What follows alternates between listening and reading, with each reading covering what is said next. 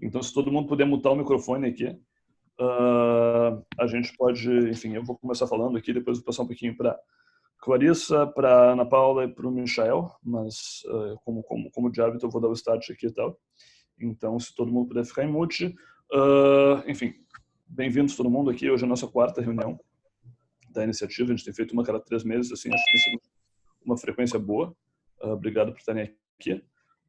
A gente vai tentar começar agora. Com o que a gente aprendeu nas últimas reuniões, a gente vai tentar manter as falas o mais curtas possíveis. Assim, a gente vai ter várias pequenas falas de 10 minutos para tentar maximizar a discussão depois ali e tal. Então, a gente vai quebrar várias vezes aí durante o processo. Como eu disse, eu vou começar falando aqui. Então, deixa eu compartilhar minha tela.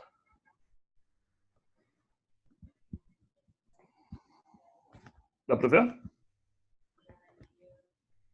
Dá sim. Tá, beleza. Bom dia, gente. Bem-vindos aí à nossa quarta reunião da iniciativa. A gente já está nessa brincadeira há quase um ano aqui e tal. E, enfim, tem sido um super prazer. Assim, em primeiro lugar, assim, gostaria de agradecer de novo, como eu sempre faço aí e tal, vocês por terem embarcado nesse barco aí e tal. Espero que, sabe, foi um aprendizado muito grande para a gente tentar e, em certa maneira, conseguir coordenar um projeto tão descentralizado, tão grande, com tanta gente legal, assim, e tal. Tem sido um prazer grande conhecer as pessoas. Eu acho que, na verdade, eu acho que o Kleber e a Clarice Ana conhecem as pessoas muito melhor do que eu, porque eles interagem mais diretamente, mas eu tenho tido a oportunidade de encontrar pessoas aqui e ali, tal, pelo Brasil, e, enfim, tem sido uma experiência realmente recompensante pra gente e tal. Espero que isso siga sendo assim em 2020. A nossa pauta de hoje, assim, é brevemente tentar fazer uma pequena avaliação do primeiro ano, assim, o que funcionou, o que não funcionou tão bem. Ouvir de vocês também, assim, tal, o que vocês acham que a gente pode melhorar enquanto coordenação. Acho que é importante para a gente ter feedback. Depois eu vou falar brevemente dos resultados da primeira leva dos nossos questionários do mercado de predição. E aí a gente vai falar um pouquinho mais da parte mais pragmática de agora, assim, quer dizer, como é que a gente vai registrar os protocolos, como é que a gente vai acompanhar os experimentos, formulários de dados e de acompanhamento aí e tal, e mais ou menos o nosso cronograma atual para realizar os experimentos, alguns dos quais já estão meio que prontos para começar tão logo a gente adquirir materiais. E eu queria encerrar só com uma reflexão rápida aí de para onde é que a gente vai e o que mais daria para fazer uma vez que a gente tiver terminado essa fase mais centralizada do processo enfim, do projeto. Bom, a gente passou um primeiro ano basicamente muito baseado em algo exaustivamente em desenvolver e revisar protocolos, assim, e tal. De novo, assim, não é uma coisa que a gente está, que a maior parte de vocês estão acostumados, não é uma coisa que a gente está tão acostumado também a ter o exercício de planejar muita coisa antecipadamente aí, tal, num experimento, numa tentativa de fazer uma ciência mais confirmatória. Acho que tem perdas e ganhos no processo, a gente pode discutir depois. A gente está, nesse momento, chegando no momento de sair dos protocolos, de fato, colocar os experimentos para andar. A gente tem vários protocolos prontos. Tem gente que está devendo ainda algumas respostas, mas, de maneira geral, eu tenho a impressão que a gente vai ter tudo pronto, se todo mundo cooperar, obviamente, até talvez o final desse mês, início do próximo. E, pelo menos, enfim, mesmo que a gente tenha tudo pronto, acho que tem coisas que estão prontas para começar, acho que é importante. E, claro, depois a gente quer discutir nosso futuro e o que acontece depois de a gente terminar esses experimentos. Então, primeiro, olhando para trás, assim, tal, brevemente, a gente colocou um formulário de avaliação no ar há uns 15 dias atrás, no final de dezembro. Dito isso, assim, a gente ter feedback de vocês é muito importante para a gente. Dito isso, bem pouca gente respondeu o formulário quando a gente foi olhar. Isso deve ter sido há uns 2, 3 dias atrás, para compilar as respostas. A gente tinha umas 11 respostas, não era muito. Então, assim, a gente vai falar o que a gente, enfim, tem um response bias óbvio aqui, né, de quem respondeu o formulário, mas assim, a gente vai falar da opinião de quem respondeu o formulário. De maneira geral, a gente pareceu ser bem avaliado em termos gerais aqui. A nossa parece uma gaussiana em cima do 9 aqui, tá, em termos de experiência geral. Claro que tem uma certa variação. Eu vou, enfim, só pontuar 2 ou 3 assuntos que eu achei interessante aqui, tal, em termos de feedback. Um deles é prazos de carga de trabalho, assim, e tal. E a gente tentou fazer coisas centralizadas nesse primeiro ano, assim, ter grandes prazos, assim, todo mundo tem que terminar o protocolo até o dia 15 de julho, depois tem mais um mês para revisar, etc., facilitar o nosso trabalho, porque se tudo anda junto, fica mais fácil. Dito isso, assim, manter prazos com todo mundo junto tem sido um desafio grande, assim, e tal. E acho que isso aqui exemplifica um pouquinho, assim, quer dizer, a gente perguntou, enfim, os prazos são bons? Aí tem alguém que não, os prazos são bons, o trabalho está bem diluído. Aí alguém disse, poxa, não, o tempo é curto para preenchimento dos protocolos. Alguém disse, não, pô, o tempo é muito comprido, demora muito tempo, não sei o que, eu esqueço que eu fiz a última etapa. Então, assim, tem gente que acha bom, tem gente que acha comprido, acha curto, enfim, no N de 11. Então, assim, é complicado ter todo mundo na mesma agenda. Isso é uma coisa que acho que a gente aprendeu ao longo do semestre. Tem alguém com o microfone não mutado, gente. Fazendo um barulho aí, então se... Isso, valeu. Então, uma coisa que a gente aprendeu é que talvez a gente tenha, a gente já está começando a fazer isso aí e tal, a gente vai ter que andar com prazos de comunicação um pouquinho mais individualizados, especialmente agora que os experimentos vão começar. A gente sabe que as pessoas têm ritmos diferentes, têm capacidades diferentes de realização de experimentos, têm disponibilidade diferente em momentos diferentes, e os experimentos em si são muito diferentes em termos de duração, etc. Então, acho que a gente já tem se movido gradualmente por uma coisa que é um contato mais, enfim, em vez de contatar todo mundo dizendo que vocês têm um prazo aqui e tal, é um contato mais laboratório a laboratório. Vamos ver como é que você está indo. E só para colocar todo mundo, enfim, a par do nosso andamento nesse momento, assim e tal, a gente tem cerca de uns 65 protocolos prontos nesse momento aqui e tal. Então, 35 no MTT, 16 no PCR, 14 para o Plusmaze. Esses estão em tese prontos para começar, estão prontos para registrar e para começar, exceto pelo fato dos de animais terem que ser submetidos a SEUA. A gente sabe que um já foi, mas talvez já tenha mais alguns aí e tal. Enfim, isso acho que é uma prioridade de falar um pouquinho depois, mas talvez seja que emperre mais o processo. Os outros estão prontos. De resto, a maior parte está faltando pequenos detalhes, então as pessoas responderam a primeira, enfim, responderam a primeira leva de perguntas lá depois da revisão. Geralmente ficou uma ou duas coisas em dúvida, assim, então isso aqui deve ser coisas que a gente consegue terminar até o fim do mês. A gente tem alguns protocolos problemáticos aqui em PCR e Plusmaze, gente que ainda não respondeu lá depois da revisão em novembro, dezembro, assim, então esses são os que a gente, se você tem esse tipo de dívida, por favor, tente saneá-la rápido e tal, porque, enfim, vocês estão ficando para trás. Em termos de documentação, de orientações, etc e tal, também acho que tem opiniões melhores e piores aqui e tal. Acho que as pessoas acharam que as plataformas são bem organizadas, são transparentes, etc e tal, mas, enfim, ficam bastante dúvidas em relação às orientações, enfim, dúvidas surgem com os protocolos, é normal, enfim, vão ter dúvidas, né?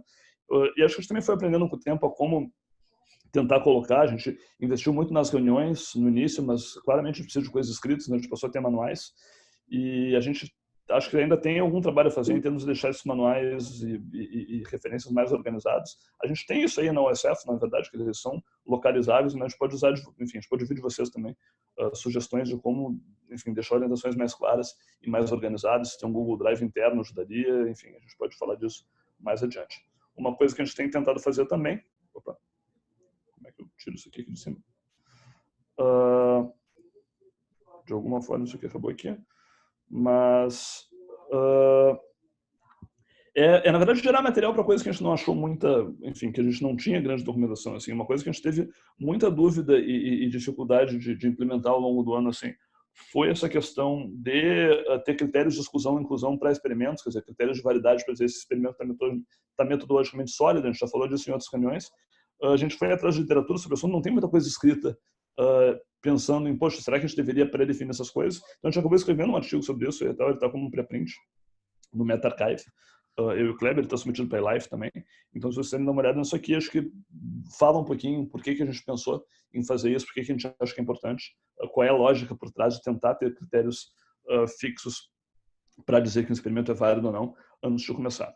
Em termos de comunicação, a gente foi, em geral, bem avaliado aqui e tal, as reuniões, os webinários. Dito isso, assim, a assiduidade, especialmente dos webinários aí e tal, caiu bastante ao longo do primeiro ano, assim, a gente teve bastante gente nos primeiros, foi caindo, e nos últimos, ali em novembro e dezembro, a gente teve pouca gente, então a gente pode também discutir até que ponto isso aí tem sido uma atividade produtiva, até porque dá trabalho de organizar, e como é que a gente poderia fazer para... Acho que as reuniões têm sido bem atendidas, de certa maneira, assim, mas como é que a gente pode fazer para melhorar essa comunicação interna é uma coisa que a gente pode discutir também. E um último aviso que é importante aqui e tal, enfim, está por último, mas não é obviamente importante. A gente está contratando 1 ou 2 pós-docs para trabalharem na equipe coordenadora até metade de 2021.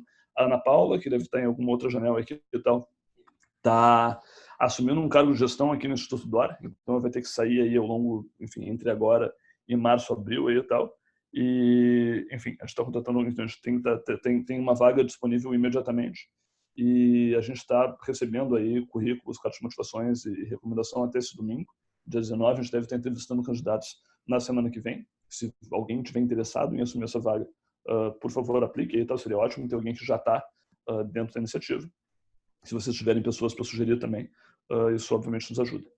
E acho que é isso. Acho que a gente pode agora abrir brevemente para feedback aí, tal. Se alguém quer comentar algum dos pontos que eu abordei, ou fazer alguma outra, enfim, algum reparo ou comentário qualquer aí sobre o primeiro ano de projeto, acho que isso vai ser útil para a gente aí e tal. Então, está aberto aí e tal, se alguém quiser assumir o microfone ou falar por texto, a gente pode, enfim, perder comentários e perguntas e responder ao vivo aqui também. Deixa eu só interromper meu compartilhamento aqui.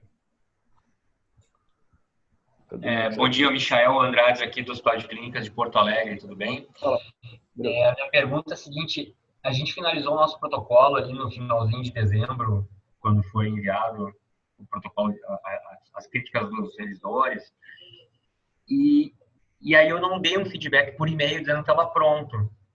Então agora só que me ocorreu que talvez vocês nem saibam que eu já tinha finalizado a minha parte. Obrigado. Isso eu acho que é um problema que não é comum só você, assim, tipo assim, se vocês têm, enfim, tanto vocês têm protocolo pronto, como se vocês já submeteram a seu, nos avisem aí e tal, para a gente ter controle disso aí e tal. A gente vai estar registrando, a gente já vai falar do registro aí e tal, mas a gente deve estar registrando os protocolos prontos até o final do mês. Então, para a gente, obviamente, é importante saber das estatísticas, se você... Não, mas a minha pergunta prática é: como é que vocês sabem que eu terminei se eu não dei um feedback por e-mail? A gente geralmente não sabe. A gente olha também no Drive. A gente olha no Drive, assim, mas sempre é mais seguro saber, tipo assim, no Drive a gente sabe que você editou e respondeu alguma coisa, assim, mas assim, se você terminou, é sempre útil que você nos diga por e-mail, assim, e tal, porque a gente sabe que a gente pode olhar, enfim, e que aquilo ali de fato é a versão final. Tá. Mas a gente olhou quem respondeu no Drive, na verdade. Mas é mais fácil você poder nos avisar primeiro.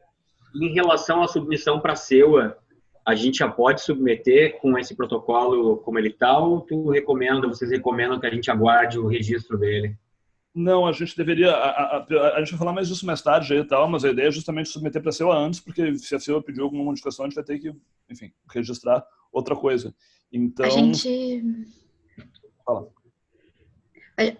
A gente está mandando quando o protocolo está pronto para ir para a CEUA, a gente está mandando com as instruções diretas, assim, a gente tem material de apoio também, né? Acho que a Ana vai falar um pouco melhor disso ou não lembro. Mas a gente tinha falado disso em outras reuniões, já que a gente tem um ofício da Conceia de apoio, a gente tem uma explicação sobre o cálculo amostral, e isso tudo está indo junto quando o protocolo fica pronto.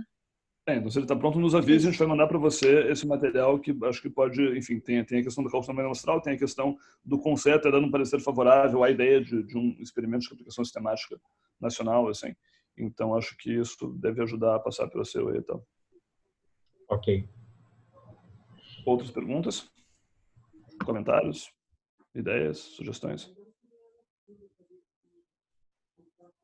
Enfim, está aberto... Por vídeo, está aberto por mensagem aqui também? Não? Bom, sigo em frente aqui então. Se vocês quiserem também irem perguntando ao longo da apresentação, vocês podem ir lançando por texto aqui e tal. E a gente vai compilando comentários que apareçam e tal. De novo, se vocês quiserem, a gente ainda vai... O formulário de avaliação segue aberto lá e tal. Então, se vocês quiserem, quem não preencheu, se quiser preencher lá e tal, novamente acho que nos ajuda e tal. Ter enfim, anônimo, vocês podem comentar e criticar à vontade. Vocês podem nos criticar aqui também, sem ser anônimo. Mas, enfim, nos ajuda a ter um feedback de que dá para mudar, melhorar e implementar de novo aí e tal, ao longo desse ano. Bom, então, se ninguém mais se manifesta, eu vou retomar a minha apresentação aqui, que está aqui. Eu vou compartilhar minha tela de novo. E vamos lá.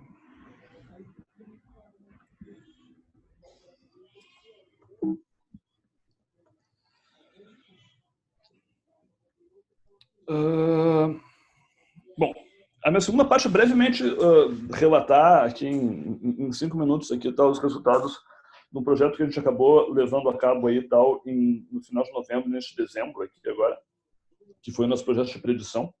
A gente já falou dele em outros momentos em outras reuniões anteriores aqui e tal. Basicamente, a ideia do projeto é se perguntar o quanto que pesquisadores de diferentes áreas, mas especialmente das áreas biomédicas, obviamente, são capazes de prever a reprodutibilidade dos experimentos publicados que a gente está replicando. Para quem quiser saber mais sobre o plano de análise, etc., ele está na USF aqui, com esse link aqui e tal. É um projeto que tem uma série de colaborações aí de gente fora aí e tal, na Suécia, nos Estados Unidos, Thomas na Nova Zelândia, se não me engano. E foi capitaneado pelo Pedro Tucker, da comissão organizadora, e agora está fazendo mestrado em Amsterdã, mas segue aí meio que gerenciando o projeto. Teve participação do Thiago Bortonini e do Eduardo também. E basicamente a ideia é usar duas formas de predição. Uma é por questionários individuais. Então você preenche um questionário lá e tal, você escolhe uma técnica, MTT, PCR e plus-Maze, e enfim, coloca ali a sua chance, a sua probabilidade de cada um dos experimentos ser replicado com sucesso. E a segunda por um mercado coletivo em que as pessoas interagem e tal, e compram e vendem ações aí das coisas estarem replicando ou não. A gente abriu a inscrição desse projeto lá em maio, na época da nossa primeira reunião, assim e tal, e foi coletando gente até dezembro. Claro que demorou um pouquinho, porque a gente teve que passar o projeto no comitê de ética, isso levou um tempinho, foi para Harvard, voltou, foi para o Eduardo, mas acabou que a gente teve uma quantidade razoável de inscritos aí e tal, 132 pessoas no total. Uma minoria eram participantes da iniciativa, então só 33, a gente tem alguma coisa tipo 170 e poucas pessoas envolvidas na iniciativa. Então uma coisa que eu queria talvez comentar é que, enfim, a participação interna foi bastante baixa, a gente pode conversar um pouquinho sobre isso. A gente dividiu as pessoas meio que igualmente entre as três técnicas, mas, e aí veio a principal ressalva aqui, apesar de a gente ter uma quantidade mais ou menos grande de inscritos, a gente acabou tendo enfim, uma taxa de gente que completou o questionário bastante baixa e tal. Então, na verdade, cerca de 1/3 dessas pessoas de fato completaram o questionário. O outro terço nem entrou, mas não chegou a terminar, talvez porque de fato assim era uma coisa mais ou menos comprida, assim, o questionário levava alguma coisa tipo 2 horas para você, 2 horas talvez, para você preencher e dar opinião sobre tudo. Aí são 20 experimentos, cada um tinha 3 perguntas. Mas uma pessoa, sei lá, o outro terço sequer entrou, assim, sequer respondeu o nosso convite aqui, tal. Isso inclui várias pessoas internas aqui, então talvez seja uma coisa interessante aí, tal, a gente conversar um pouquinho porque, enfim, tanta gente talvez não tenha terminado aqui, tal. Tem a coisa de ter sido dezembro, sabe, tinha os protocolos correndo juntos, então assim, eu suponho que várias pessoas estivessem ocupadas, a gente não pode forçar ninguém a terminar, mas isso levou o nosso sample size um pouquinho, enfim, bastante mais baixo do que a gente previa, 11 em MTT, 13 em PCR, 20 em plus-Maze para os questionários. Dito isso, quem terminou os questionários, de maneira geral, foi bem ativo nos mercados. Então, quase todo mundo que terminava os questionários era convidado para os mercados de predição. Nos mercados, você recebia um crédito aí de $50 que você apostava em várias coisas para ser, enfim, você vai ganhar, e claro, você vai ganhar ou não, conforme o seu desempenho, conforme você acertar o que replica e o que não replica. Isso aí vai ser pago como vouchers, gift cards da Amazon em 2021, quando a gente terminar os experimentos. E nos mercados a gente teve uma participação bem razoável, de que, seja, dos 44 pessoas que foram convidadas, 39 participaram. A gente teve um total aí de 1.259 apostas. Isso aqui é mais ou menos o jeito que a coisa fica. Então, assim, ao longo do tempo as pessoas compram, isso aqui vai replicar, isso aqui sobe, aí depois alguém diz que não vai replicar e desce, e assim por diante. Isso aqui acabou meio no meio do caminho. Tem alguns subiram até 60%, 70%, e poucos, alguns caíram até 40%, 30% de possibilidade, enfim, de probabilidade de replicar. Me parece uma interface interessante, assim, eu acho divertido de fazer, mas, de novo, assim, por conta do número grande de pessoas que não terminou o questionário, a gente acabou com 44 pessoas nas 3 técnicas, o que provavelmente é adequado para avaliar a acurácia a nível agregado. Juntando as 3 técnicas, 44 é um N mais ou menos bom, porque a gente gostaria de fazer, mas como os mercados individuais, cada um tem 11, outro tem 13, outro tem 20, essa amostra provavelmente é pequena para chegar a consensos confiáveis. O pessoal da economia que está nos assessorando aí e tal, acha que para analisar os mercados, o tamanho ideal seria 20 participantes em cada mercado. E por conta disso, a gente decidiu realizar uma segunda rodada desse mesmo projeto aí e tal, que está com inscrições abertas agora, na verdade, a gente está divulgando isso aqui e tal, para começar no dia 24 de janeiro. Então, assim, nossa ideia é fazer mais 2 semanas dos questionários aí entre 24 de janeiro e 6 de fevereiro, e os mercados aí e tal, começando no dia 7 de fevereiro e indo até antes do carnaval, aqui dia 21. Novamente, o projeto requer alguma coisa na ordem de 2 horas de tempo para participação. Dito isso, tem um retorno, que é o fato que você ganha crédito para postar, e você vai ganhar esse crédito como, enfim, vários presentes reais em 2021.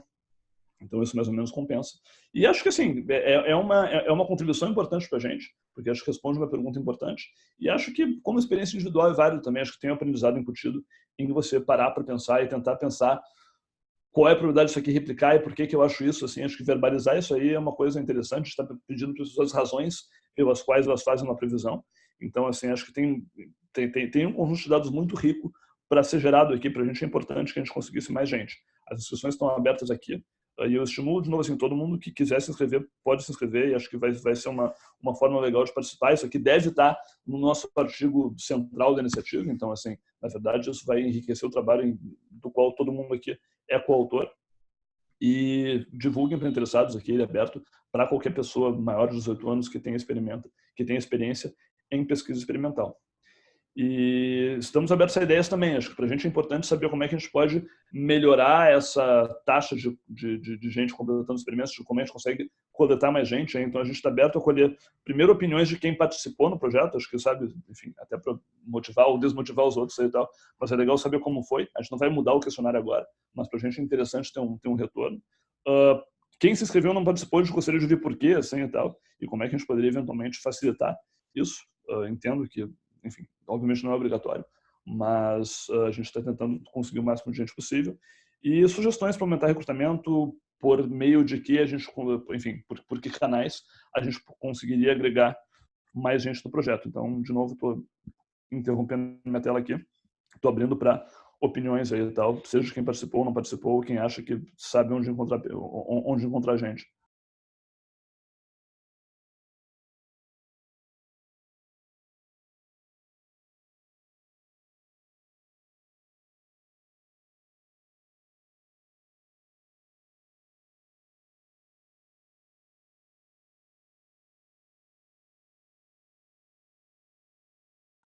O pessoal está quieto hoje.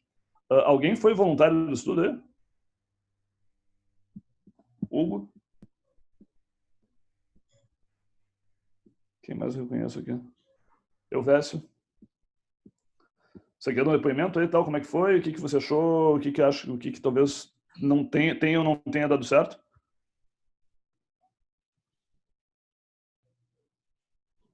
Não? Bom, se ninguém se manifestar, eu vou... Eu acho que o Hugo estava falando. Eu não ouvi. Não, tô vendo vocês gesticular, mas não tô te ouvindo. Acho que alguém está falando... Hugo, você está falando, você está mutado aí e tal. E alguém está falando razoavelmente comigo também aqui, não sei. Eu vejo se achou difícil. Difícil vai ser, assim, não tem... não, difícil vai ser... Enfim. Tem alguma coisa no chat ali, hein? Tem alguma coisa...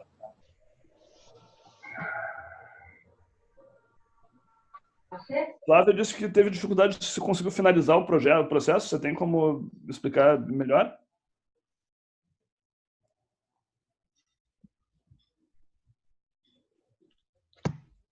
Basicamente, você finalizou o processo se você... do questionário, se você foi até a última pergunta, isso vai ser informado e você vai ter sido convidado para os mercados. Os mercados, basicamente, você tem que gastar o seu crédito. O processo se encerra automaticamente. Se você não gastou, você perdeu dinheiro, né? Mas, em tese, você deveria, enfim, fazer todas as apostas. Um tutorial por vídeo que alguém me perguntou reservadamente aqui e tal. Seria possível, assim, e tal. Mudaria um pouquinho o protocolo, mas talvez... quem não participou aí e tal tem, enfim, tem algum depoimento de por que não, assim, e tal. De novo, assim, todo mundo que não participou e não terminou, quer dizer, o que se inscreveu e não terminou, vai ter a segunda chance de fazer agora, assim. Então, assim, vai ter reaberto para todo mundo, a gente vai estar mandando e-mail essa semana mesmo e tal, para convidar todo mundo que não terminou o survey, o survey está aberto de volta, vocês podem fazer isso aí e tal.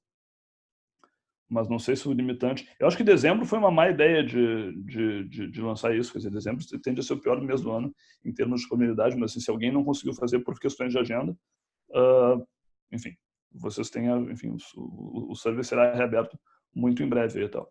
De novo, acho que enriquece muito o nosso projeto, assim. Então, assim, se você se inscreveu e não chegou a terminar ou não se inscreveu, eu faria um apelo, assim, então a gente realmente gostaria de conseguir chegar ao nosso N de 20 por mercado, ali, tal, que a gente gostaria, que é o mínimo que a gente gostaria para analisar, caso contrário a gente vai ficar restrito ao questionário.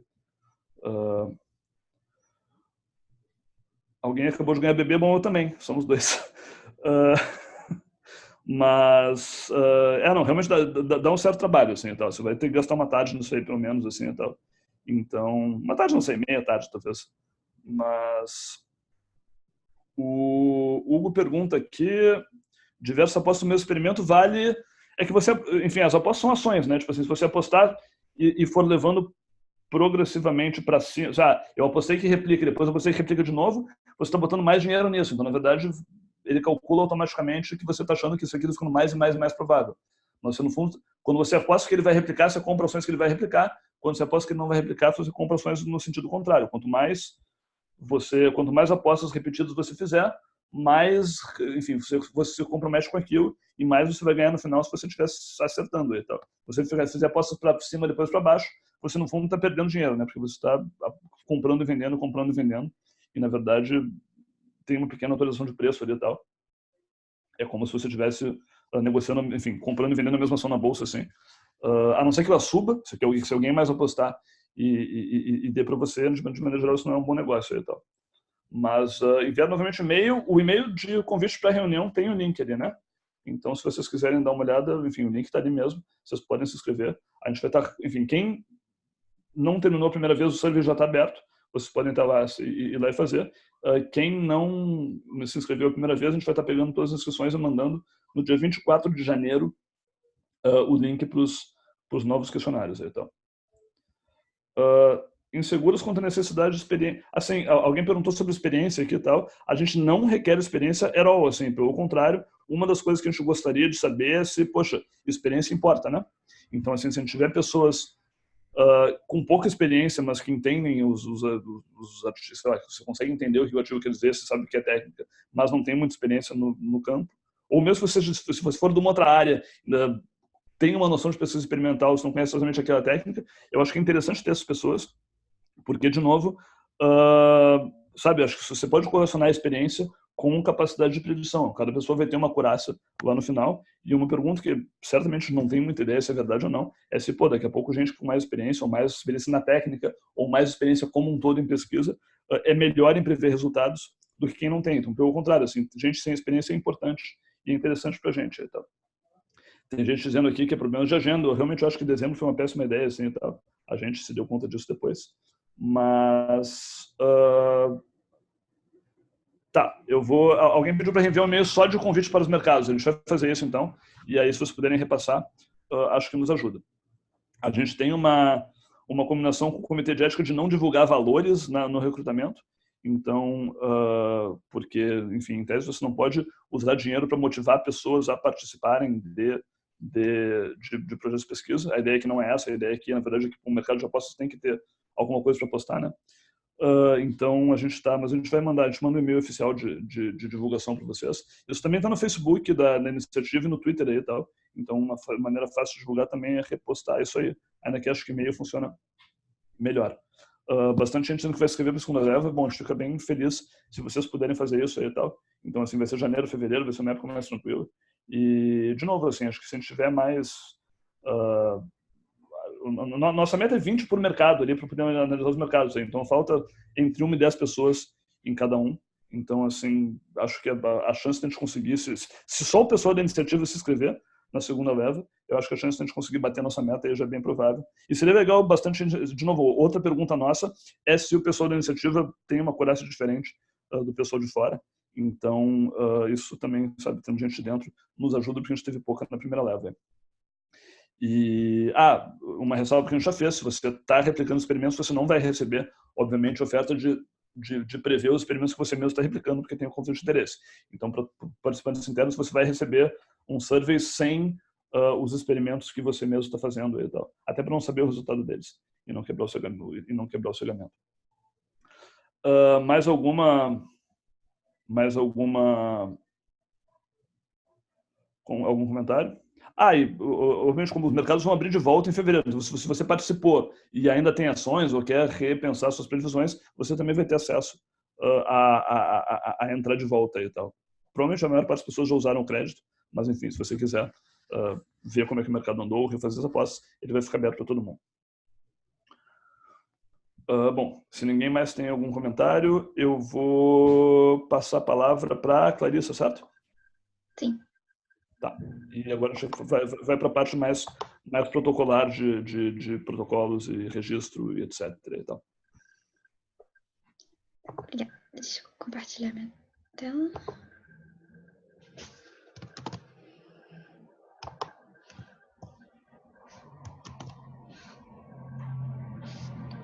Estão vendo?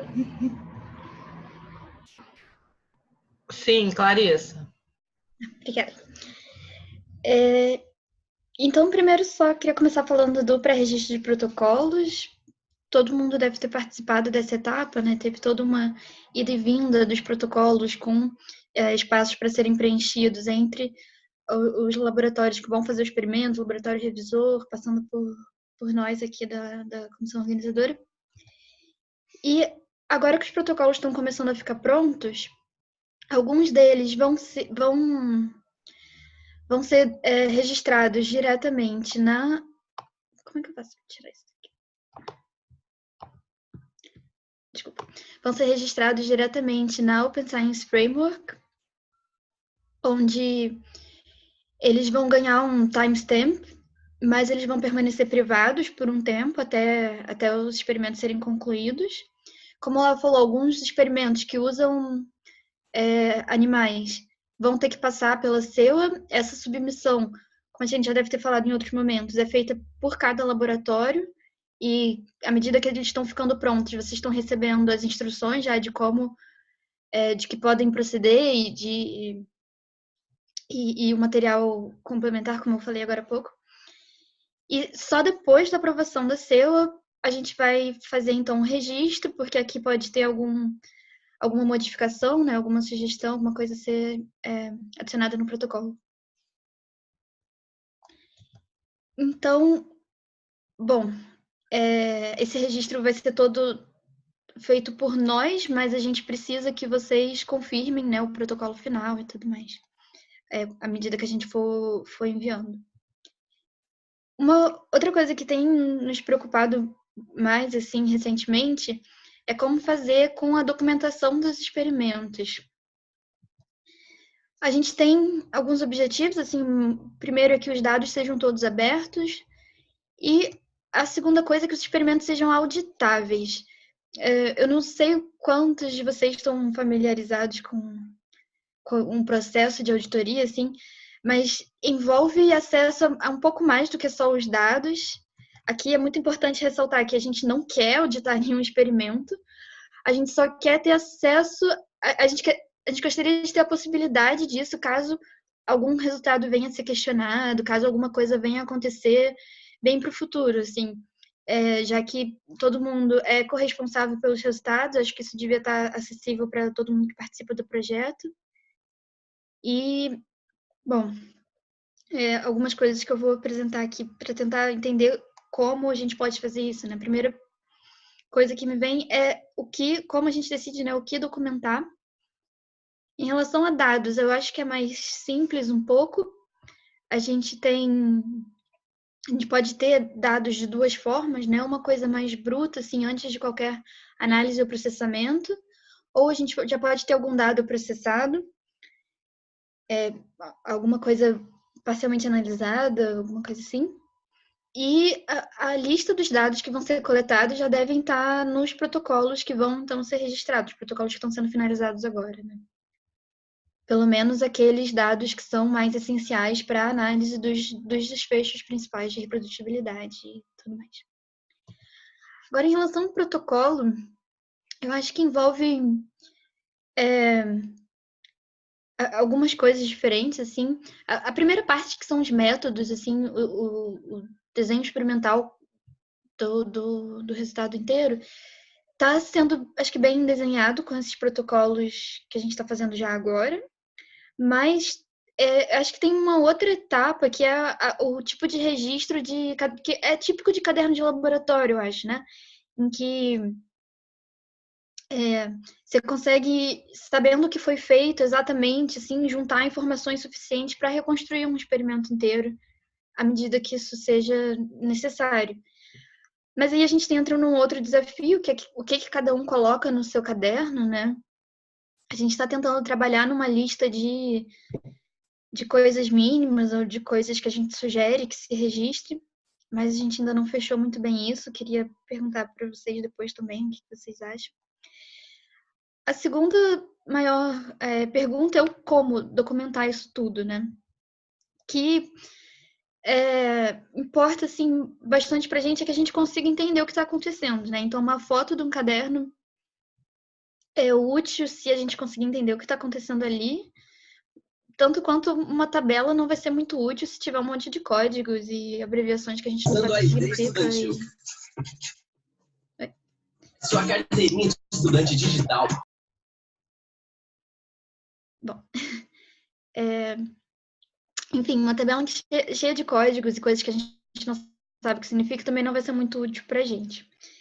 Então, a nossa proposta é criar um caderno eletrônico de laboratório para cada um de vocês, onde a gente possa colocar lá algumas planilhas com esses itens que a gente deve mais ou menos sugerir de que sejam padronizados, assim, então a gente pediria que vocês preenchessem esses dados depois ou durante o experimento, né?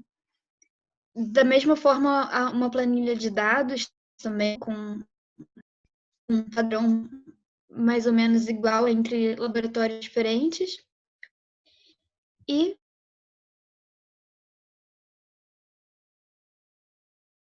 como um mecânico de laboratório, também vem, acho que muito da familiaridade que todo mundo já deve estar com ele, possibilidade de se adicionar pastas, adicionar vários tipos diferentes de arquivo e tudo mais.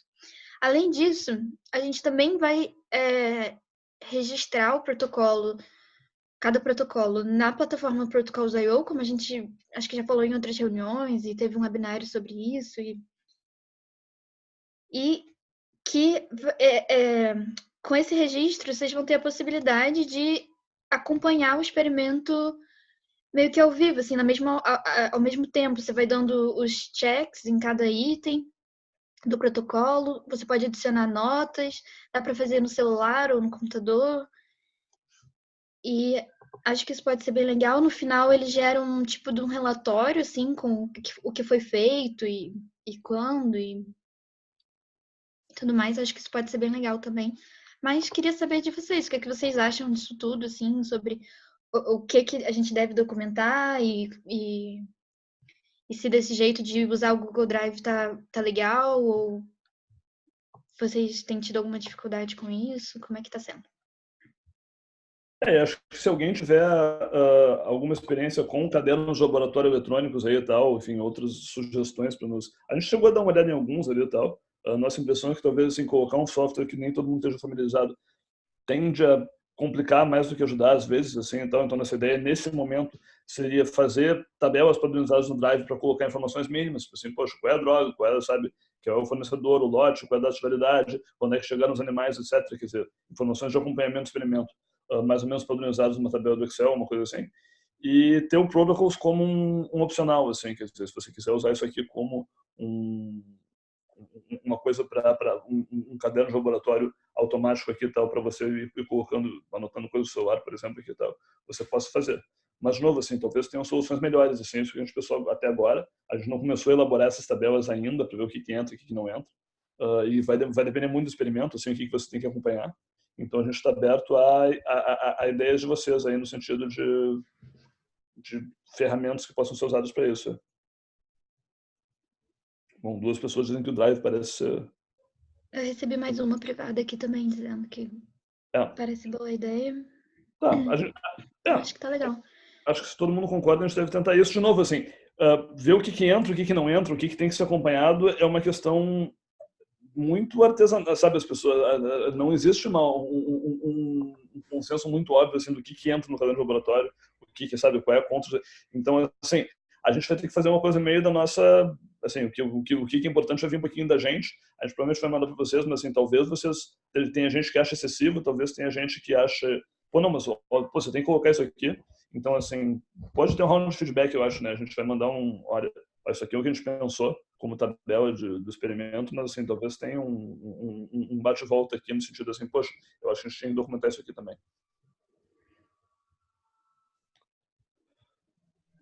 Acho que se alguém tiver algum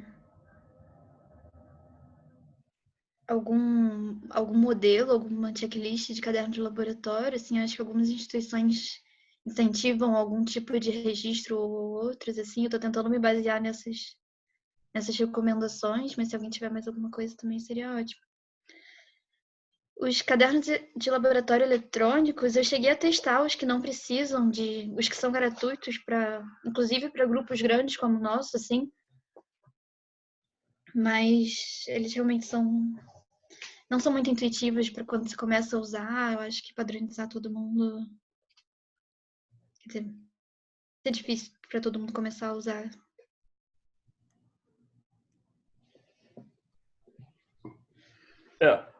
Não, a Carolina falou que o modelo de tabela vai ser válido para todos. Certamente não vai, assim, eu concordo. Enfim, a questão... Na verdade, cada experimento vai ter que ter uma tabela padrão de coisas a serem acompanhadas, né? Então, assim, um experimento que é de dieta, que você tem que botar tanto de mortadela e tanto de refrigerante lá e tal, tem um desses, você vai ter que colocar quantos refrigerantes por mortadela você botou. Isso, obviamente, não vale para o experimento que vai...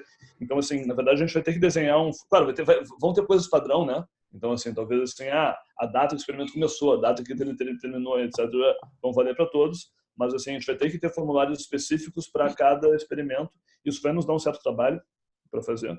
Então, assim, uma coisa que a gente vai estar trabalhando, assim, uma vez que os protocolos estiverem registrados, a gente vai estar trabalhando aí em fevereiro e março, provavelmente, para mandar isso aí para vocês já terem colocar os dados e informações para vocês começarem.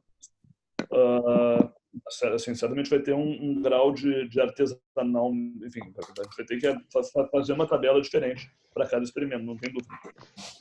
E eu não sei assim, quem toparia usar. Uma outra questão nossa assim, é que passar tudo para o protocolos vai levar um pouquinho de tempo. Assim, e tal. A gente pretende fazer isso por questões de ter os protocolos no repositório de protocolos, eles podem ser mais úteis, mas talvez passar tudo antes dos experimentos seja difícil, assim. Então, não sei, uma coisa que talvez a gente mande um e-mail em algum momento para fazer uma enquetezinha é quanto a gente realmente teria interesse de usar o aplicativo do Protocols para acompanhar o experimento, quer dizer, dar um run aqui e tal, e realmente colocar as informações aqui, versus quanto a gente acha que, pô, não, isso aqui não é bem a minha, porque aí toda a gente dê prioridade para as pessoas passar antes aí e tal. Porque a gente não sei se a gente tem como garantir nesse momento que a gente consegue passar tudo para o Protocols antes dos experimentos começarem, assim, então. A não ser que a gente pague alguém para fazer essa transição manualmente. Mas isso é uma coisa que talvez, enfim, acho que é muito complicado para todo mundo opinar aqui agora.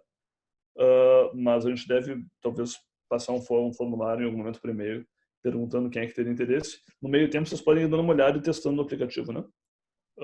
Acho que é interessante até para ter uma opinião mais embasada. O Adriano tinha perguntado aqui como a gente acha que vai ficar o registro dos dados brutos. Eu acho que vai depender bastante do tipo de dado bruto que você tiver, né? Então, assim, ou valores individuais, uma tabela normal, só que com valores de cada poço, ao invés de já ter as normalizações e tudo mais, ou se é um arquivo que sai direto de um software sei lá, de um vídeo ou do real time. Acho que cada experimento deve ter uma particularidade nisso também. De que tipo de dado bruto vai ter, né? De maneira geral, assim, acho que dados numéricos a gente vai fazer uma tabela padrão aqui, tal. Você vai ter que colocar aqui o tempo no braço aberto, o tempo não sei o que e tal, sabe, o valor de densidade ótica. Isso a gente vai dar, enfim, isso a gente deve padronizar para cada experimento também. Vão ter dados brutos eventualmente que não são números, né? Que vai ser o vídeo do experimento, que vai ser o arquivo do software de PCR e que aí talvez a gente peça para você fazer o post dos arquivos mesmo, né?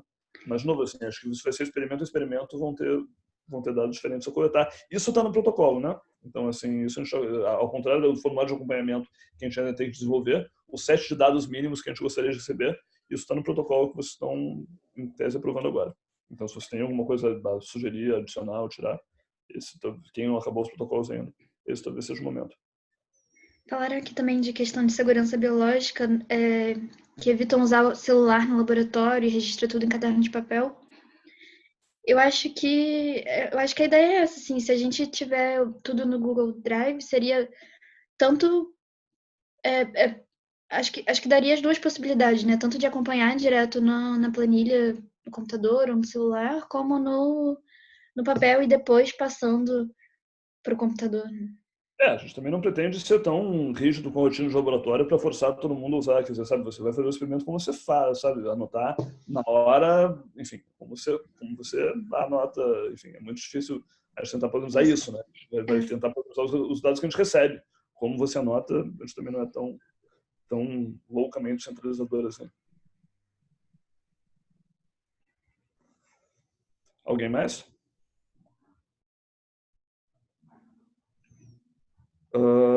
Bom, então a gente pode passar para a Ana Paula, então. Você está onde, Ana? Eu estou aqui. Tudo bem? Tá, bom. Compartilhar a tela aqui. Estão todos me ouvindo bem? A Ana está se despedindo do projeto ao longo dos próximos meses e tal. Não vai ser uma coisa de uma hora para outra, né? Acho que, sei lá, até março, abril e tal, a gente vai estar trabalhando junto e tal. Mas, enfim, já que a gente está aqui, talvez seja a última reunião que você participe e tal. Eu queria, assim, publicamente agradecer a participação até agora. E espero que a gente consiga um substituto à altura e tal. Então, por favor, mandem uma lista de dados. Aqui. Não, espera. Cria apresentações. Inicial. Agora volta.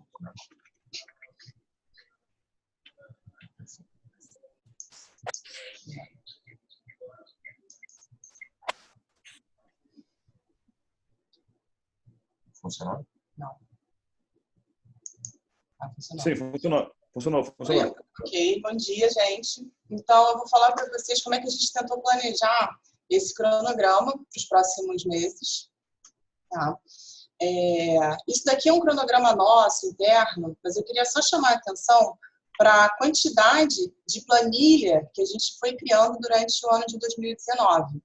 Então, a gente fez 9 modificações, a gente fez 9 ajustes, né, nesse nosso protocolo. A gente começou aqui com o original e no ano de 2019 foram somente 9 vezes que a gente foi modificando, né? Então, a gente aprendeu bastante fazendo esses protocolos, tentando setar esses prazos, fazendo esse cronograma. Não é fácil fazer um cronograma. A gente tem um grupo super grande, né? Agora a gente está aí meio que dividindo, né? A gente tem 3 grandes blocos, tá? O bloco do EPM, o bloco do MTT e o bloco do PCR.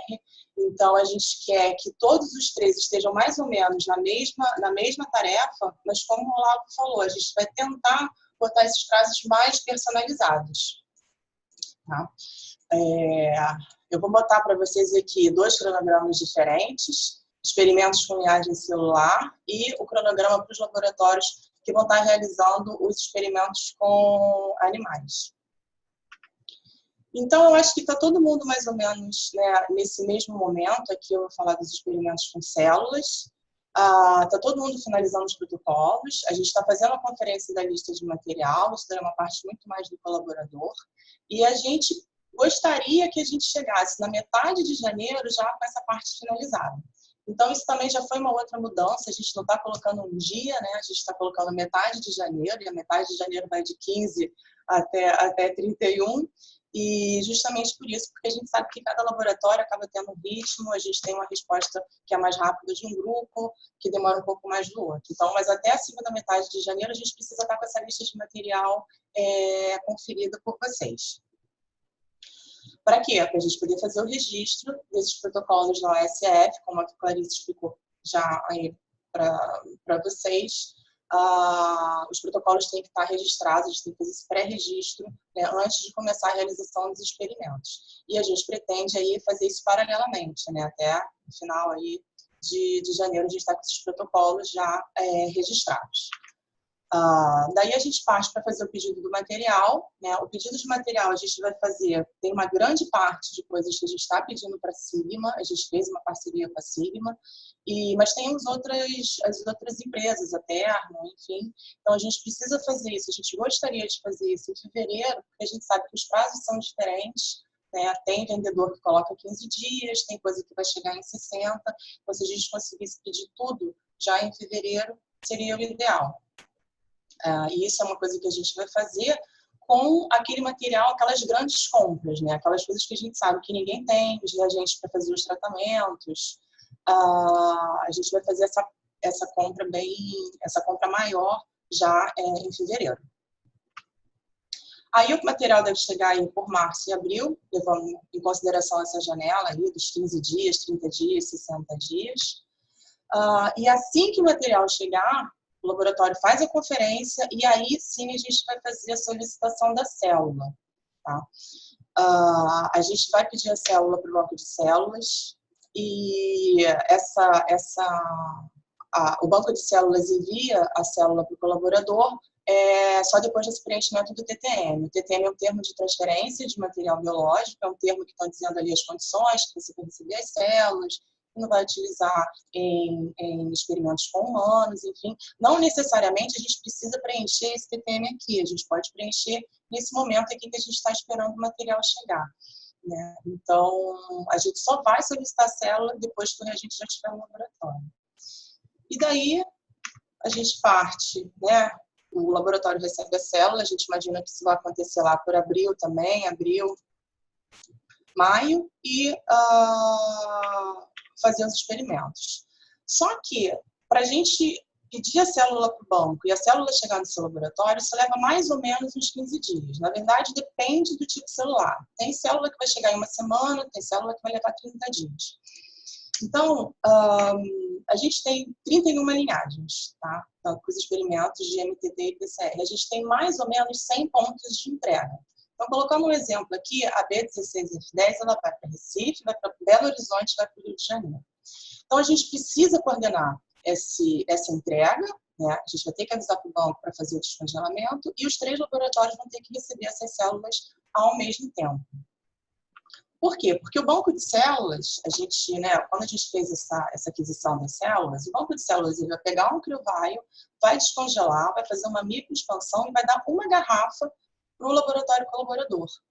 Então, a gente está sugerindo fortemente que vocês façam um banco reserva com pelo menos, sei lá, uns 5 criotubos. Tá? Se você colocou no seu protocolo que o experimento vai ser realizado depois de 1 ou 2 passagens, você vai fazer 2 passagens e, paralelamente, fazer uma mini expansão para poder fazer esses criotubos de congelamento de célula. Isso é importante porque cada vez que a gente pedir para o banco fazer esse processo aqui, é como se a gente estivesse comprando a célula novamente. Então, para eventualidades, tipo, sei lá, faltou luz, deu problema na estufa, não entrou o gerador, ou teve uma contaminação local ali do laboratório, você vai ter que pegar esse seu estoque para fazer um descongelamento e realizar o experimento. Ok? Bem, então a gente imagina que abril e maio a gente vai estar entrando em contato novamente para poder coordenar esse envio. Como que a gente imagina? A gente vai avisar para vocês mais ou menos aí com esses 15 dias de antecedência. Tá? Então a gente vai falar para o banco, a gente vai precisar de tal célula, vai entrar em contato com os laboratórios que vão receber as células, beleza, vocês podem receber em 15 dias as células chegam aí. É claro que o ideal é que todo mundo receba ao mesmo tempo e comece a fazer os experimentos ao mesmo tempo. Mas se a gente não conseguir coordenar, o laboratório vai receber, vai fazer o congelamento e vai fazer o experimento no tempo que for possível. Agora aqui, já com os experimentos com animais, a cronologia está bem parecida, só que como a Clarice já falou, precisa da aprovação a gente tem aí a aprovação do CEA.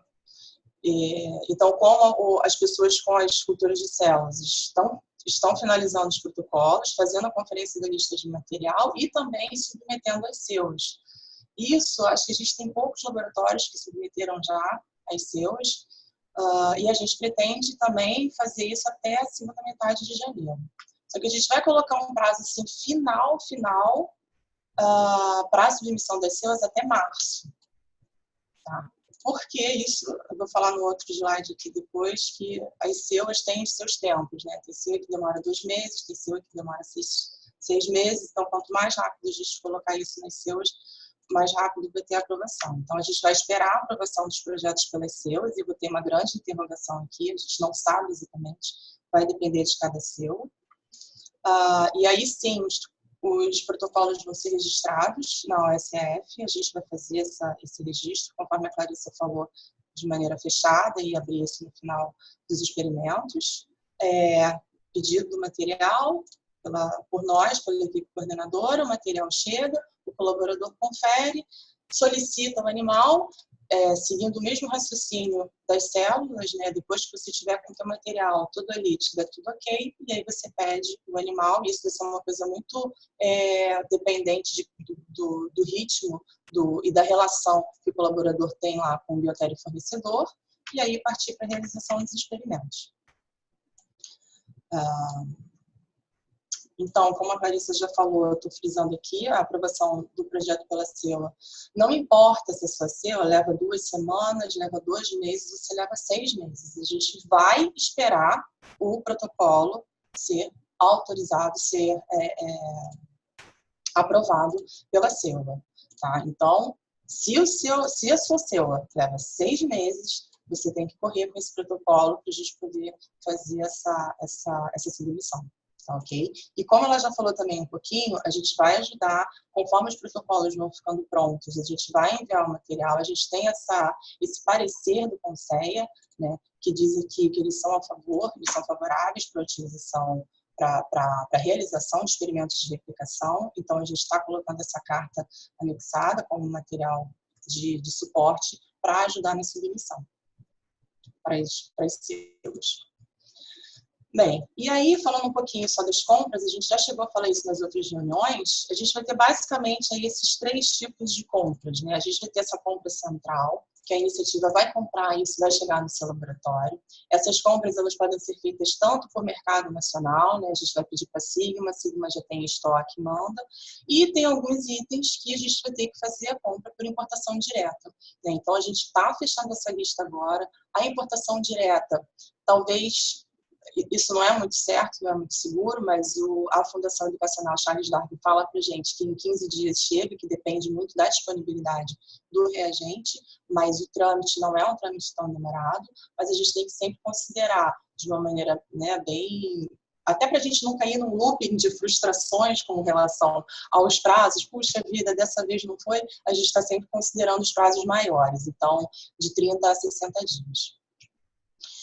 A gente também tem essa modalidade aí de reembolso, quer dizer, o tipo que você usar, o PBS, o meio de cultura, tudo aquilo que você já tem no seu laboratório, a gente está fazendo aquela tabela, está colocando quanto que cada laboratório está gastando, e aí esse crédito, esse valor de, por exemplo, R$1.000 que você teve daquele experimento, isso vai ser convertido em crédito em compras que vão ser feitas pela iBent. Não sei se todo mundo se recorda aqui, mas a iBent é um marketplace, né, feito aqui por umas pessoas até aqui da UFRJ, de ex-pesquisadores, e eles vão ajudar a gente nessa aquisição de materiais, fazendo aí essa ligação entre os colaboradores e os fornecedores.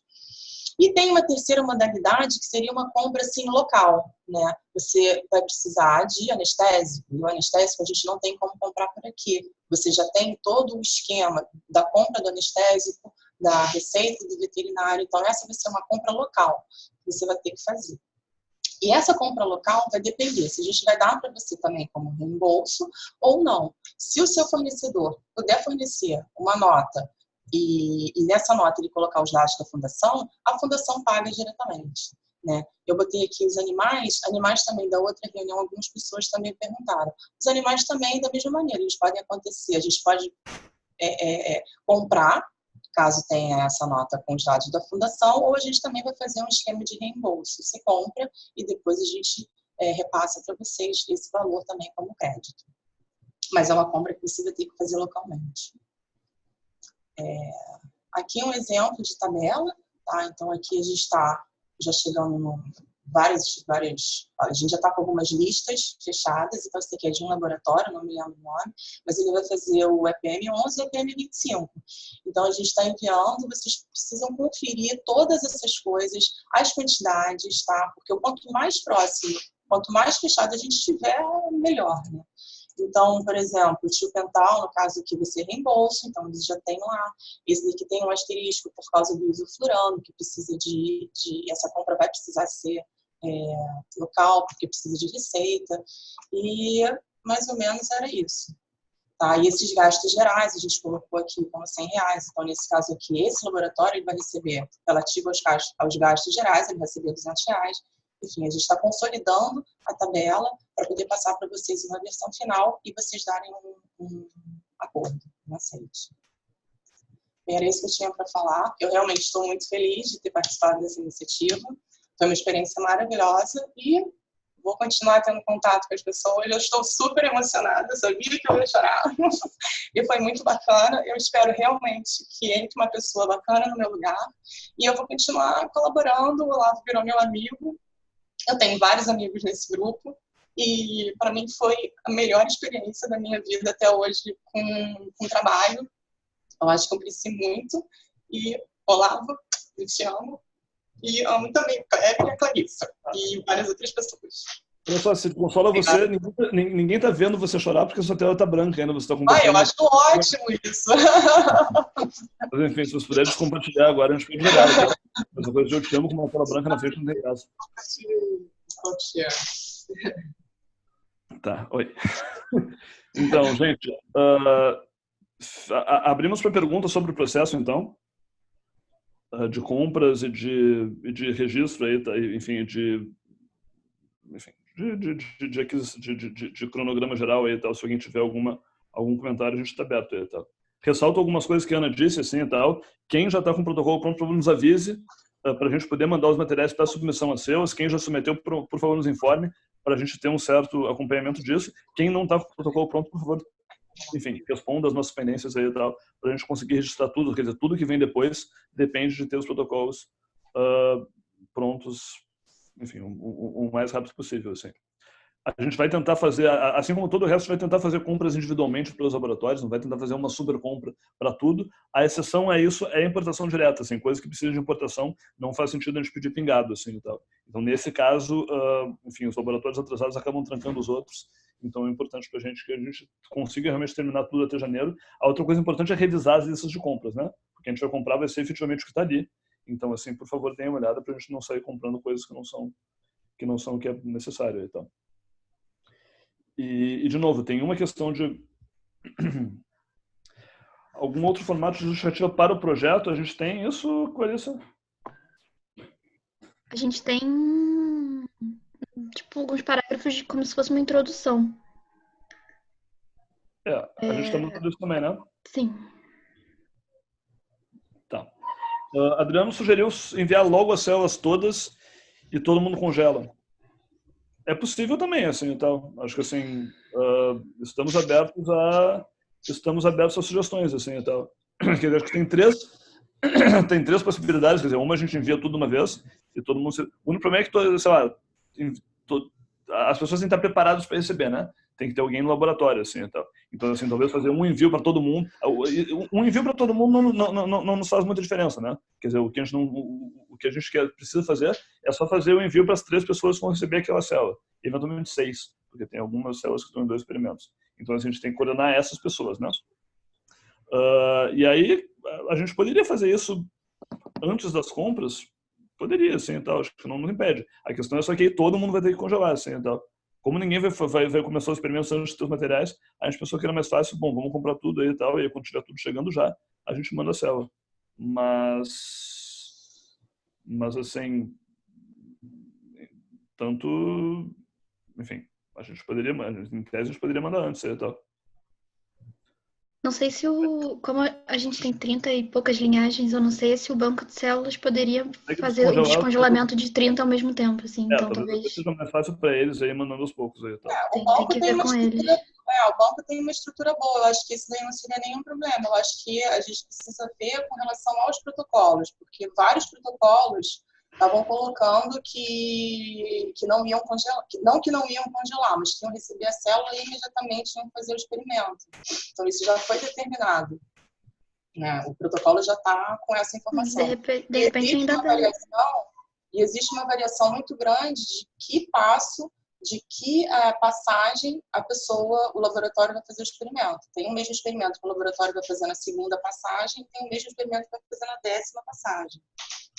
Isso é uma coisa que a gente pré-registrou como uma coisa variável, né? Então, assim, na verdade, não tem intenção de padronizar a passagem que os laboratórios... A não ser que esteja dito no artigo que eu fiz na 5ª passagem, ou entre a 3ª e a 5ª, mas o que não estava, a gente deixou as pessoas livres para isso, assim. Então, na verdade, assim, a gente não tem intenção de padronizar, todo mundo faz parte da nossa reprodutibilidade ecológica que as pessoas façam em várias passagens. Dito isso, assim, claro, assim, tem uma questão que, daqui a pouco você não vai conseguir fazer o experimento logo que chegar. O congelamento pode ser mesmo que você não tenha previsto, ele pode ser uma eventualidade necessária, né? Tipo assim, eu comecei a fazer, não deu certo, tive que pegar uma segunda amostra que estava congelada, acho que também não é, enfim, não tem nenhum problema em você mudar isso se for o caso. Mas estamos abertos, se todo mundo achar que é melhor a gente mandar células o mais cedo possível e todo mundo estiver apto a receber, de novo, assim, a gente precisa confirmar com todo mundo que todo mundo pode receber para mandar. A gente não pode mandar num período que não tem ninguém no laboratório, né? A gente pode antecipar isso, assim, não precisa necessariamente esperar que os reagentes estejam todos lá, a não ser, de novo, que o laboratório tenha a intenção de fazer sem congelar, sabe? Já sair fazendo sem congelar. O número de passagens Adriano, você quer falar aí? Eu concordo com você, assim, que, na verdade, acho que a passagem que conta do protocolo é a passagem pós-congelamento. Assim, na verdade, se você tiver receber e congelar, você só vai ter um passo de congelamento a mais ali, tá? Mas acho que, no meu entendimento, o que vale é a passagem pós o último descongelamento. Assim, tá? O Sal não trabalha com célula, né? Então, sim. Eu tive a oportunidade de trabalhar com uma célula que é uma linhagem de mioblasto, que chama H9C2. E eu achei um artigo que mostrava que o número de passagens influencia no comportamento, na resposta dela, de uma forma muito forte. Então, deu para entender, olhando para essa célula, que a gente precisa saber o número de passagens absolutas, considerando toda a história da célula, desde que ela foi gerada. Então, tem que considerar, me parece que tem que considerar, sim, o número de passagens que foi feito dentro do banco de células antes de ser vendida e depois tem que somar esse número de passagens. Porque se um grupo me diz que fez na 3ª passagem com uma célula que era passagem 0, o número dela absoluto é 3. Se eu fizer com 3 passagens numa célula que já teve 20 passagens antes, nós dois estamos relatando que é com 3, mas eu estou com a 23ª, na verdade. Isso muda completamente a resposta da célula, porque ela vai amadurecendo. Me parece que é relevante isso. Então, a gente tem duas opiniões divergentes aí, tá? Você não está concordando. De novo, de repente é melhor escrever isso no protocolo. Com a célula que você for trabalhar, cada um decide como quer. O que está definindo quando você fala o número de 3 passagens, você está querendo dizer o quê, né? A pergunta do protocolo foi a seguinte: depois que você receber a célula, quantas passagens você vai fazer para fazer o experimento, né? Você recebeu hoje. Na verdade, a questão é talvez se você vai congelar, incluir isso, assim, se você vai recongelar após qual passagem, né? Isso, aí como disse a Ana Paula, tu consegue recuperar quantas vezes tu descongelou e recongelou in-house, em lab, tu consegue somar e saber a idade dessa célula, né? A idade absoluta. O banco vai passar para a gente essa informação, o número de passagens. Você deu um exemplo, Michel, se eu não me engano, essa H9C2 é uma célula tronco. Então, ela tem uma particularidade. A gente, inclusive, tem um artigo que trabalha com uma H9. Eu não sei se é da mesma família. Essa é uma célula realmente que você precisa fazer até testes de diferenciação, tem um outro processo, um outro procedimento ali. Mas, no nosso caso, como isso não foi descrito no artigo, a gente também estava utilizando isso como uma coisa de, o cara ele colocou que ele fez a célula, ele não disse que fez essas determinações. Então, a gente esperou o colaborador responder e a gente manteve essa decisão. Tá, então acho que o encaminhamento aqui a gente considera o número, a gente perguntou no protocolo depois de quantas passagens. A gente não especificou, eu acho, se isso era a partir do descongelamento ou a partir do recebimento do banco, enfim, a partir do número de passagens absoluto. A gente pode entrar em consenso aqui que o número de passagens que você colocou ali é o absoluto, e se você congelar, talvez seja adicionar uma informação no protocolo, vai ter algum congelamento, se sim, em que ponto. Sabe, depois de 3 passagens eu congelei, e aí descongelei, fiz mais 3 e usei. Mas só deixar essas coisas claras, assim, e tal. Então, assim, talvez caiba perguntar no protocolo, pelo menos, enfim, como um adendo depois, se você congelou, coloque lá. A Aline, eu acho que tinha perguntado antes sobre quando que o crédito vai ser disponibilizado. Tá, deixa eu terminar as células aqui e tal. Acho que tem uma outra questão aqui que é determinar de antemão uma quantidade máxima de passagens para os experimentos. Isso está determinado no protocolo, né? Isso a gente perguntou no protocolo. Então as pessoas colocaram, vou fazer o experimento entre a passagem 5 e a passagem 10, ou entre a passagem 2 e a passagem 5, ou seja o que for. E isso fica a critério do laboratório. Assim, a gente não gostaria de impor um limite máximo de passagens, porque a gente não conhece todas as células e tal. Isso está a cargo de cada laboratório. E vocês já fizeram isso, na verdade, né? Então, eu acho que isso, para quem terminou o protocolo, já deve estar feito. Claro, se alguém passar disso, eventualmente, passei 2, isso passa a ser um desvio de protocolo não esperado que você vai registrar. Mas tudo bem. Então, todo mundo concorda que o número total de passagens é importante. Vamos considerar o número total como que vale, então. E aí, congelamentos são registrados, assim. Então, se nesse número total de 8 passagens eu congelei depois de 3, isso fica registrado, mas o número de passagens que está valendo é o número total. Quer dizer, pegando o último comentário aqui e tal, quer dizer, o número total a partir de que ela saiu do banco de células. Obviamente, antes disso, a gente não tem, quer dizer, talvez o banco tenha registro, mas sabe quantas passagens tiveram desde que saiu um tumor em 1984? Acho que não tem como saber, mas em tese, quer dizer, o banco deve vender com essa certificação. De que essa célula tem a identidade que eu deveria ter ainda, digamos assim.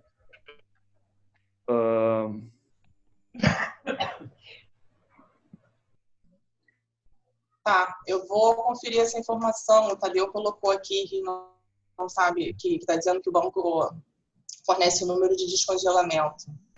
A gente pode perguntar para ele, mas o que a gente pode aferir, quer dizer, o que a gente pode aferir é o número de passagens a partir do momento que a gente recebeu ela que saiu do banco e o número de passagens a partir do último descongelamento. Isso dá para fazer, assim, quantas passagens teve antes, aí a gente depende do banco de células. Suponho que eles tenham alguma espécie de registro aproximado disso, mas se não tiverem, acho que está fora da nossa alçada. Acho que a gente pode registrar os outros 2.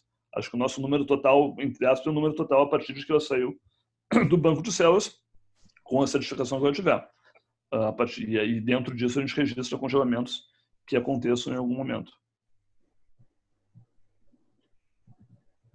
E, enfim, de novo, assim, isso é o que eu menos entendo aqui, né? Então, assim, eu estou mediando, mas eu tenho certeza que vocês entendem mais o assunto do que eu. Tinha uma questão de compras aqui, né? Que era em que momento a gente vai disponibilizar o crédito. Eu acho que, a princípio, se você aprovar a lista de compras e todo mundo estiver de acordo com o valor de reembolso aquele, você pode usar imediatamente, né? Acho que a gente não tem nenhum impedimento. Até para você... Uma coisa que a Andrea tinha falado na outra reunião, só para lembrar, é que eles devem fazer algum tipo de chamada, assim, se conseguisse concentrar a compra de mais laboratórios ao mesmo tempo, daria para negociar mais desconto, e aí assim vocês conseguiriam usar os créditos de uma forma melhor. Então, se puderem concentrar o uso desses créditos nessas chamadas que a Ibent vai fazer, eu acho que seria melhor para todo mundo. Mas isso, então a partir do momento que as listas de compra estiverem aprovadas, eu acho que eles devem começar, a gente deve começar. Então, acho que o que a gente pode fazer, assim, quando tiver um X de listas de compras aprovadas, sei lá, nas primeiras 30 aprovadas, a gente lança uma chamada, olha só, a gente está disponibilizando os créditos, por favor, retornem, enfim. Claro, você pode não ter nada para comprar naquele momento, assim, nada impede que você compre, que você use depois, mas a gente vai estar disponibilizando todos ao mesmo tempo e vai estar, enfim, esperando demanda aí e tal, para tentar juntar as coisas. A Aline, ela colocou aqui que, tipo, pensei em alguma eventualidade durante a realização dos experimentos. Isso aí você fala direto com a gente, que de repente essa eventualidade a gente cobre, né? Não vai nem ser um reembolso, a gente vai ter que analisar caso a caso. Aconteceu algum problema, você tem que falar direto com a gente, olha, deu isso, que a gente analisa, e aí vai junto com você. Eu não vou estar mais mas a gente vai fazer isso. Não, quer dizer, o reembolso não é para cobrir eventualidades, o reembolso é para cobrir o que você tá, o que você já previu, o que você já planejou gastar. Previsto, né? E assim, qualquer coisa que saia disso, e a gente sabe que vão ter coisas que vão dar errado, sair disso, sei o que e tal, assim, às vezes tu compras pô, se tudo der certo, isso aqui vai custar tanto. Claro que assim, eventualmente vai acontecer, poxa, a cultura contaminou, não sei o que e tal. E aí você nos informe, enfim, a gente vai ter que fazer, enfim, mais artesanalmente aí e tal. Tive que gastar R$300, sei lá, ou vou ter que gastar R$300 a mais. A gente negocia isso conforme as coisas dão errado, né? E claro, existe a possibilidade de que alguma coisa dê tão errado que a gente não temos como repetir isso aqui a 10ª vez ou a 3ª vez, e a gente vai ter que parar por aqui, assim, tá? Então, assim, a gente não tem como prever o quanto que a gente pode suplementar para cada experimento conforme as coisas dão errado. Claro, a gente tem uma reserva técnica, né? Então, assim, o projeto inteiro, nesse momento, tem uma reserva técnica aí entre 150 e 200 mil reais para coisas que eventualmente deem errado. Mas, assim, a gente tem certeza que várias coisas vão dar errado, assim, então, assim, a gente não tem como saber até onde dá para dar. E, então, assim, qualquer coisa que desvie do protocolo... Claro, assim, tentem não ser muito malas, assim, poxa, usei 3 chips a mais, assim, já sei se você sabe, pô, me devem R$6. Mas evidentemente, assim, vão ter coisas que vão custar mais, assim, e tal, a gente está super aberto a ouvir isso. Mas isso vai ter que ser caso a caso, conforme o experimento acontecer, sabe? Se antes de fazer você dar conta, poxa, faltou isso aqui, eu vou precisar, entre em contato com a gente vai estar, a gente tem uma reserva, a gente está super aberto a complementar o que seja necessário, mas a gente só não pode garantir nesse momento, assim, que a gente vai cobrir todos os gastos de eventualidades possíveis, porque a gente não sabe que também eles vão ter. A gente vai cobrindo as eventualidades conforme elas acontecerem e a gente vai acompanhando o nosso budget, né? Pode chegar um momento em que, eventualmente, alguns experimentos vão ter que ser cortados, porque, poxa, sabe, 3 vezes tecnicamente eu não consegui fazer isso aqui. E, pô, a gente já passou, assim, 3 vezes do preço esperado. Enfim, podem acontecer esses casos, mas a gente vai ter, só vai ter como saber se em algum momento a gente vai ter que parar e não vai conseguir reembolsar gastos extra com o andar da carruagem. Assim, no momento, a nossa intenção é cobrir o que a gente acha que confortavelmente dá para dar, dá para fazer o que está previsto. Imprevistos vão ter que ser lidados com caso a caso, né? Acho que por isso é importante também a gente manter uma boa comunicação ao longo à medida que os experimentos forem acontecendo, né? Porque para não correr o risco de ninguém fazer um experimento que depois a gente, quer dizer, isso com certeza não vai acontecer, né? Que depois a gente vai dizer não. Sim. Mais comentários? Eu acho que a gente pode, só para deixar essa questão da célula mais ou menos clara, a gente pode colocar isso por escrito aí também. Então, assim, acho que na nossa lista de coisas fazer é mandar um e-mail sobre os mercados de produção e colocar essa coisa das células por escrito aí e tal. Só assim, pô, isso aqui na nossa terminologia se diz respeito a número de passagens desde que saiu do banco, aí congelamentos devem ser registrados, etc e tal, só para passar para todo mundo que por e-mail aí, para todo mundo que tem células e eventualmente para adicionar no protocolo aí e tal, vai ter algum congelamento ou não. Mas a gente se compromete a organizar isso aí por escrito. As apresentações vão ser todas disponibilizadas aí pelo YouTube aí, tá? A gente está gravando. Provavelmente nos próximos dias isso já deve estar lá. Se quiserem o PDF, pode colocar no SF também. Os PDFs a gente pode colocar no SF também. A gente fez a primeira vez, acho que a gente não seguiu com... A gente pode fazer, a gente pode colocar todos, na verdade, né? Acho que talvez seja útil também. Legal. Mais alguma coisa? Tá. Bom. De novo, a gente está aberto por e-mail também. Se alguém tiver mais alguma questão ou ideia sobre essa questão de células ou células, etc., a gente está aberto aqui. Eu vou brevemente, então, fazer a minha última fala aqui e tal, e depois abrir para o Michel, que vai ser um projeto paralelo que surgiu agora aqui. Então, deixa eu só compartilhar minha tela. E acho que a gente consegue terminar as 11 como a gente prometeu, né?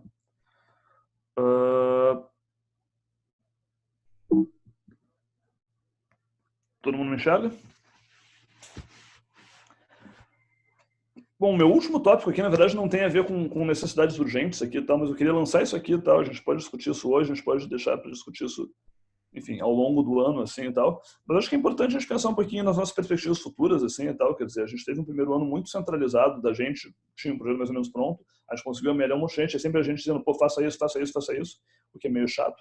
Mas eu acho que o futuro pode ser mais rico do que isso, assim, quer dizer, a gente queria falar um pouquinho para onde é que a gente pode ir e a gente, enfim, a minha ideia é que o nosso capital espiritual, digamos assim, e tal, e prático, no fundo é bem maior do que simplesmente conseguir replicar 60 experimentos, né?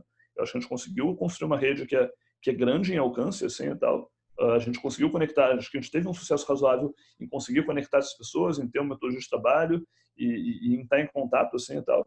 E acho que assim, a gente pode fazer muitas coisas com isso que vão além do que o projeto, do projeto inicialmente planejado. E acho que, de novo, esse passa a ser um momento, quer dizer, claro, a gente tem que executar os experimentos antes, mas é importante a gente pensar ao longo desse ano, assim, o que mais dá para fazer. E a gente está aberto a ouvir de vocês, assim, acho que o Michel aí é um bom exemplo disso. Acho que dá para fazer várias coisas com uma rede ampla de laboratórios. Eu queria colocar alguns exemplos internacionais aqui que a gente tem visto, assim, e tal. Esse aqui foi o nosso último webinário do ano passado, aí, e tal, foi o Wolf Talk do Quest Center em Berlim. Mas a Alemanha tem um projeto de replicação interna de experimentos pré-clínicos que, de certa maneira, parece um pouquinho nosso, assim, e tal.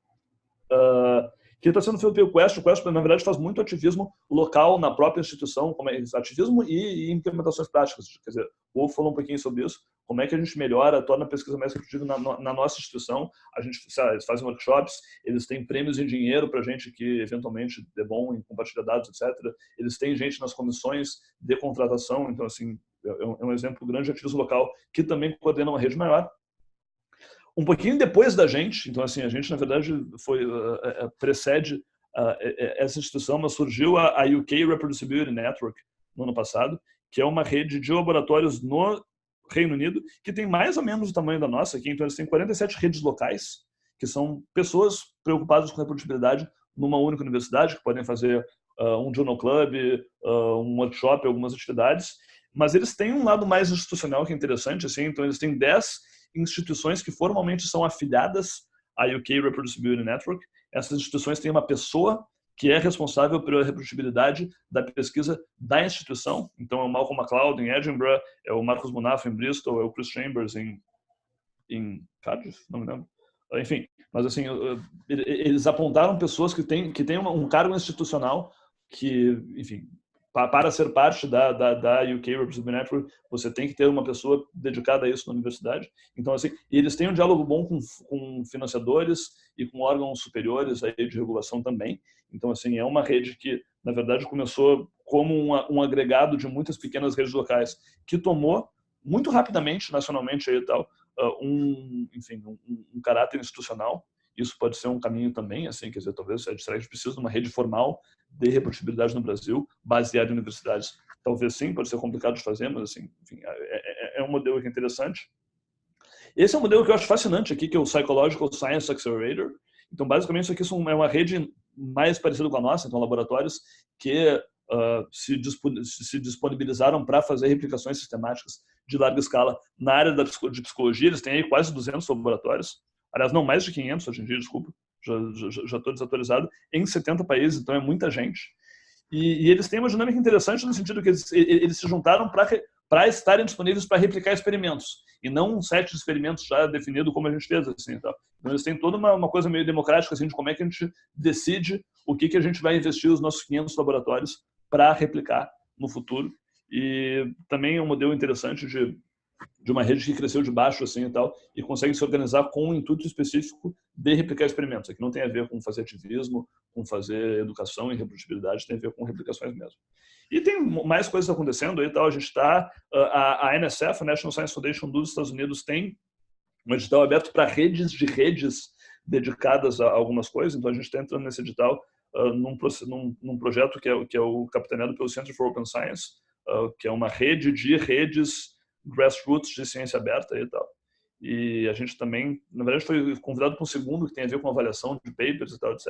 Mas, então, assim, acho que essas redes têm que se juntar e acho que é importante que elas se juntem. A gente está tentando fazer um esforço de estar integrado nesse debate internacional também. Eu só queria, talvez, fazer uma faísca aqui, tal, deixar vocês pensando o que a gente pode fazer enquanto rede. Acho que a gente pode fazer educação em reprodutibilidade, pode fazer ativismo a nível local. A gente pode fazer ativismo a nível nacional, sabe, falar com o CNPq, com o CAPES, até se a gente conseguir se juntar organizadamente de uma maneira. A gente acho que é importante ter gente que interage com o público em geral, com temas relacionados à reprodutibilidade, e a gente pode gerar novos projetos de pesquisa, tanto usando os dados gerados na iniciativa, como novos projetos futuros. Claro que assim, tudo depende de dinheiro, a gente tem dinheiro para fazer mais ou menos o que a gente se propôs até agora, mas é importante que, sabe, se vocês têm uma ideia que pode ser concretizada com uma força de trabalho crowdsourced, por assim dizer, como a gente tem, eu acho que a gente tem mais é que botar isso para acontecer. E o John, que eu não sei se está aí, mas me mandou um e-mail ontem, ele estava sobre discussões terem travadas, ele está muito preocupado por causa desse evento aqui, tal, que é um evento de uma associação de cientistas americanos, mas assim, que tem um histórico forte de negacionismo climático, etc. e tal, que está fazendo um evento sobre irreprodutibilidade em ciência. Então, assim, a preocupação é que, poxa, se a gente não entrar nesse debate, alguém mais vai entrar no debate, falar mal da ciência e tal, e vai weaponize, quer dizer, vai usar isso aí como uma arma para investir contra a ciência em si. Então, assim, talvez que a gente precise de gente dedicada a discutir reprodutibilidade em ciência, como é que a gente melhora isso no campo público. Mas, na verdade, eu acabei trazendo isso aqui muito para apresentar o que é o nosso primeiro projeto spin-off aqui, tal, que é uma coisa que a gente estava pensando em fazer, que a gente estava querendo fazer, que a gente estava se armando para ter amostra para fazer, se fosse o caso ali e tal, que era uma coisa de estudar a microbiota dos laboratórios que estão participando aí e tal. Então, a gente ouve muito hoje em dia essa história de, poxa, mas o resultado variou daqui do meu experimento para o cara do laboratório, deve ser a microbiota. E a gente tem pouca evidência de que, de fato, assim, microbiotas divergentes de fato levem a resultados divergentes. Super pode ser o caso, quer dizer, tem plausibilidade biológica, mas pode ser também que isso é só uma desculpa que a gente põe, porque como ninguém mede a microbiota, isso aqui é uma coisa que você sempre consegue explicar, que o meu resultado foi diferente do outro, por causa do microbiota. E, enfim, você lava as mãos da irreprodutibilidade, todo mundo fica bem. Então, assim, acho que é importante quantificar até que ponto isso realmente acontece. De tudo isso, a gente tem pouquíssima experiência com, enfim, estudar microbioma, mas o Michel, que tem um pouquinho mais do que a gente, então entrou em contato com a gente para tentar delinear esse projeto. E eu queria passar a palavra para ele. Então, o Michel é o chefe de um dos laboratórios colaboradores da iniciativa, para ele brevemente explicar o que a gente está pensando em fazer. A gente ainda tem uma discussão ongoing nesse momento assim, sobre que tipo de amostra e quanto de amostra coletar, mas a gente já tinha falado para vocês que a gente queria coletar algumas amostras de fezes ou de conteúdo intestinal aí e tal, para poder fazer isso no futuro. E, enfim, mantemos a extensão, mas a gente está tentando delinear isso aqui antes de começar os experimentos, para ter uma ideia melhor. Então, Michael, se você puder explicar brevemente qual é o nosso plano de momento. Acho que é a nossa última apresentação de... Claro, certamente. Em 5 minutinhos eu falo aqui do tema, mas eu queria convidar aí os participantes a se manifestarem em relação às dificuldades, principalmente na coleta, que aí a gente pode expandir a discussão para isso, se for necessário. Só um minutinho, Olavo, descompartilha sua tela. Desculpa. Já descompartilhei. Tá? Eu vou botar aqui, rapidamente. Vocês estão enxergando a minha tela? Sim. Iniciou o paramento de tela, mas não apareceu. Agora foi. Pronto. Tá. Bom, então o Olavo já adiantou aí.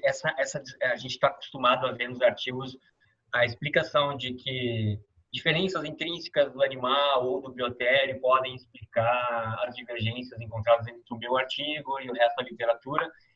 Essa é uma explicação que tem sido meio usada nos últimos anos como coringa e ela acaba sendo perniciosa porque negligencia outros fatores que causam variabilidade que a gente sabe, que é protocolo, que é capacitação da equipe, por aí vai.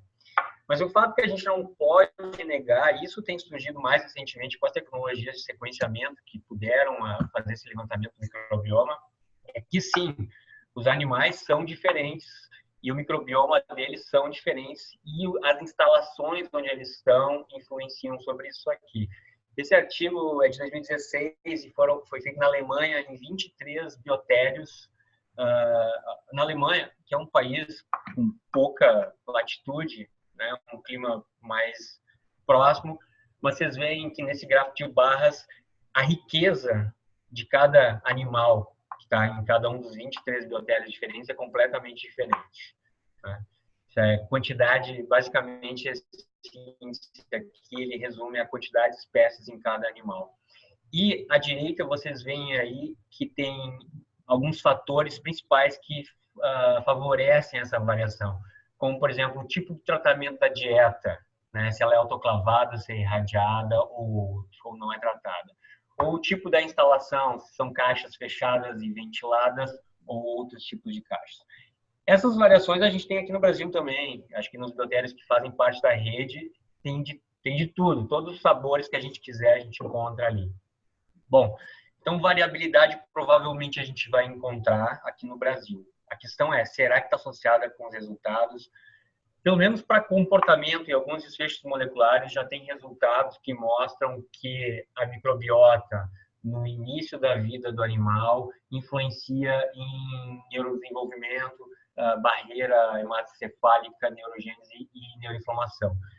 Então, sim, existe essa possibilidade teórica de que vai haver alguma alteração num desfecho mais concreto, como comportamento. E alguns trabalhos já têm mostrado isso aqui. Por exemplo, penicilina em baixas doses nos primeiros dias de vida, até o 21º dia pós-natal, vai levar a modificações comportamentais, e aí vocês veem o gráfico dos animais que receberam penicilina no início da vida, estão representados pelas gráficos barras pretas. Existe uma alteração aqui em alguns desfechos comportamentais. Curiosamente, na barra cinza, o cotratamento com um probiótico reverte muitas dessas alterações, e no resto do artigo eles exploram os mecanismos que têm a ver com permeabilização de barreira hematocefálica e da barreira intestinal também, que permite a passagem de toxinas que vão acabar afetando o neurodesenvolvimento. Então, nessa minha rápida apresentação, era só para falar sobre que sim, é possível que a gente tenha uma variabilidade nos nossos biotérios e que, pelo menos parcialmente, pode explicar um pouco da reprodutibilidade ou da irreprodutibilidade que a gente vem a ver. Mas eu acho que pela primeira vez, e essa é uma grande oportunidade para essa iniciativa, essa hipótese está sendo testada de forma consistente, que é ver se essa variabilidade de microbiomas de fato interfere na variabilidade ou se tem outras coisas, como, por exemplo, o protocolo. Né? Então, essa foi uma proposta que surgiu em conversa. Aí, acho que num dessas reuniões eu procurei o Olavo e ofereci, acho que tinha partido dele, eu ofereci as nossas instalações para fazer isso. E a gente pode expandir, mas antes eu queria conversar com todo mundo, ver se alguém tem algum problema em relação à coleta de material, armazenamento, bom, alguma dificuldade que a gente possa esclarecer agora aqui, para facilitar e para viabilizar essa proposta. Então, se quiser, tem algumas decisões que a gente tem que fazer agora, assim, e tal. A gente está estudando a questão de tamanho de amostra e tal, e forma de análise, mas assim, basicamente a ideia do projeto seria correlacionar a variabilidade entre resultados com a variabilidade entre microbiomas. Sendo que a gente também já sabe, mais ou menos, sabe, a gente tem como quantificar a variabilidade entre metodologias, porque a gente tem como quantificar esses protocolos. Então, a gente conseguiria ver as duas coisas. Dito isso, a gente ainda está vendo assim, pô, o que é melhor de coletar como amostra e na verdade, o momento de coletar, assim, e tal. A gente tinha inicialmente proposto, isso que a gente estava nos protocolos até agora, coletar do seco, porque teria menos contaminação, seria uma amostra mais padronizada que você pegar fezes ou pegar swab retal. Dito isso, a gente está estudando, assim, acho que fezes e swab também seriam opções. Então, assim, até que ponto uma coisa melhor ou pior para vocês. E a segunda é se pegar no início do experimento ou no final, assim, e tal. Pensando mais, sei lá, obviamente, se você coletar do seco, você tem que sacrificar o animal. Então, por definição, tem que ser no final do experimento. Se fosse por coleta de fezes ou swab retal, talvez desse para fazer antes. Dito isso, tem a questão de manipular o animal antes, etc. e tal. Talvez no final seja mais prático. O problema no final é que, claro, aí a intervenção realmente altera a microbiota. Mas vai alterar do mesmo jeito para todos os laboratórios, que vai ser sempre a mesma intervenção também. Assim, não é um impedimento absoluto. Mas não sei, assim, em termos de factibilidade de coletas, talvez isso aqui também vale fazer um fórum aí e tal, mas se vocês quiserem opinar, assim, até que ponto abrir o seco, tirar a amostra é factível para vocês, na expertise de vocês, versus não, poxa, é mais fácil simplesmente coletar um pellet fecal. Sendo que coletar um pellet fecal é importante que você colete do animal, né? Que o animal faça cocô dentro de um tubinho, assim, que você não tire da caixa, porque se você tirar da caixa, você não sabe quem é que fez, etc e tal, tem contaminação e assim por diante. Em relação à coleta de material secal, a gente já estava colocando nos protocolos e perguntando, né? Acho que a maior parte das pessoas que trabalha com animais tinha se disponibilizado a fazer essa coleta. Acho que a gente queria saber mais também de quem não poderia fazer. Se alguém disse que não podia fazer a coleta secal, será que mudando para fezes facilitaria? Bom, alguém oferecendo central de bioinformática, isso é importante. A gente estava discutindo isso ontem e tal. Mas assim, então assim, a gente queria ouvir impedimentos assim e tal. Se alguém acha que é um impedimento coletar seco versus, sabe, pô, eu não coletaria a amostra secal, mas eu posso coletar um pé de fezes. A gente gostaria de ouvir de vocês. E se alguém acha que é um impedimento fazer antes do experimento, porque eu só recebo meus animais no dia, sei lá, enfim, ou porque eu coloquei no protocolo que eu não quero manipular antes. Acho que isso também é um impedimento importante para a gente só decidir essas duas coisas que são importantes. Provavelmente vai estar coletando alguma coisa entre 5 e 10 amostras dos animais do experimento. Não sei se é todos os animais do experimento, não tem como sequenciar todo mundo, mas a gente provavelmente vai estar pegando alguma coisa nessa ordem e tal. Entre, enfim, talvez 3 por grupo ali, se for depois, ou, enfim, alguma coisa de 5 e 10 animais for antes.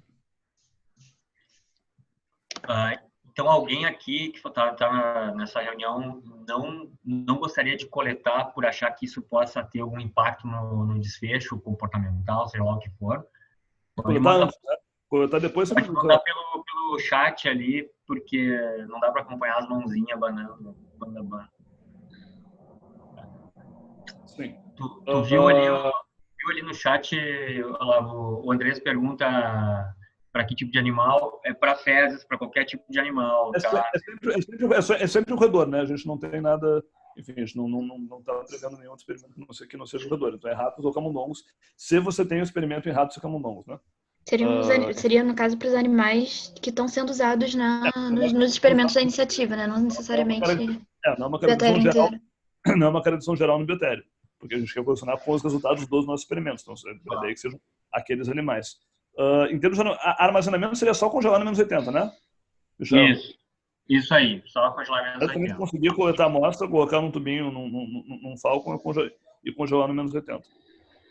O Thiago e a Thiago Gross e a Daniele Macedo têm acesso a instalações e a pessoas que podem dar esse suporte aí também para fazer sequenciamento. A gente pode expandir a discussão. Se alguém mais quer falar da questão do sequenciamento e da análise, quer dizer, o Michel foi a pessoa que se prontificou, mas também a gente está aberto a discutir com mais gente e tal. Tem gente que acha que é melhor coletar o pellet por facilidade, e o Hugo disse que talvez eles não fazem handling pré-experimento, mas Deus seria pós. Eu acho que é razoável fazer pós, assim, pensando melhor, acho que é até mais prático no sentido, assim, é mais perto do... a gente se livra da coisa de ensino experimento e tal. Segundo, é mais perto do outcome que a gente está medindo, né? Agora, tem uma questão de causalidade, quer dizer, pode ser que a microbiota seja diferente, não porque os ratos eram diferentes no início, mas porque o tratamento teve efeitos diferentes, em, sei lá. Mas eu tendo a achar que talvez pós seja mais fácil, assim, então. Agora, a questão de seco versus pellet é mais fácil de coletar, com certeza. Se a gente achar que não faz muita diferença, eu acho que é o caminho. Mas tem questões de mais ou menos contaminação, assim, então. Alguém mais tem alguma dificuldade com alguma forma de coleta aqui? E a ideia, claro, seria congelar no menos 80, simplesmente, e aí sequenciar tudo no mesmo lugar, aí, tá? Enfim, de novo, estava contando com o Michel, porque foi quem se ofereceu, mas a gente até pode fazer outras coisas, análises, não sei o que, de uma forma mais descentralizada, aí. E claro, a gente pagaria. A outra coisa que a gente não tem dinheiro para isso, quer dizer, talvez tenha, não sei, dependendo de quanto. Mas assim, a gente precisa manter a nossa reserva técnica pelo menos até o final do experimento e tal. Então, assim, a gente não tem certeza que a gente tenha fundos para isso agora. Isso talvez seja um projeto, ou provavelmente seja um projeto que a gente vai ter que buscar recursos adicionais, que, de novo, a gente pode montar uma rede de quem está interessado nesse tópico específico, para ver como é que a gente poderia mobilizar, assim, e tal, porque eu acho que talvez não tenha como fazer tudo isso só com o budget da iniciativa. A não ser que realmente, assim, a gente dê muita sorte, dê muito pouca coisa errada e sobre mais dinheiro do que a gente esperava, assim. Mas a gente está calculando quantos amostras precisa fazer, então a gente não tem um custo exato, mas assim, não é uma coisa que estava prevista no projeto original. Então, assim, é muito possível que a gente tenha que ir atrás de recursos, mas de novo, assim, acho que vale coletar a amostra e, enfim, conseguir, mesmo que não consiga financiar tudo agora, que a gente consiga viabilizar isso ao longo do tempo, porque a gente tiver bastante gente envolvida aí. Acho que é um tema importante, né? Eu acho que é algo que vale a pena ser feito, assim. Dificilmente você vai ter alguém com, amostras de vários lugares, experimentos feitos em vários lugares, enfim, a gente vai ter uma amostra que é muito particular e preciosa, eu acho, né?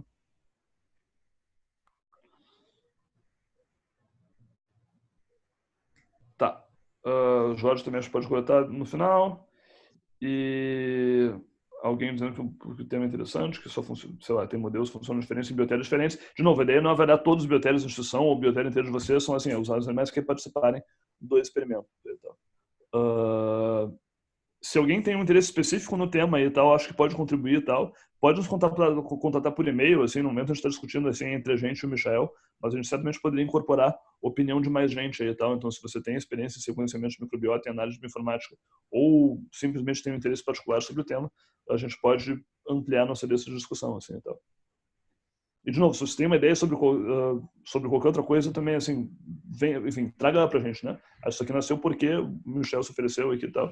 Então, assim, a gente vai ter um banco, a gente tem um banco de dados grande, a gente vai ter um banco de dados grande do experimento, e a gente tem um banco de laboratórios grande que, sabe, pô, gente interessada, motivada, que, pô, eventualmente topa fazer alguma coisa, assim. Então, assim, claro que até agora a gente foi muito centralizador no sentido assim, pô, faça assim, faça assim, faça assim, mas, assim, a gente conseguiu criar uma infra aqui que eu acho que pode ser usada para ideias de mais gente e tal.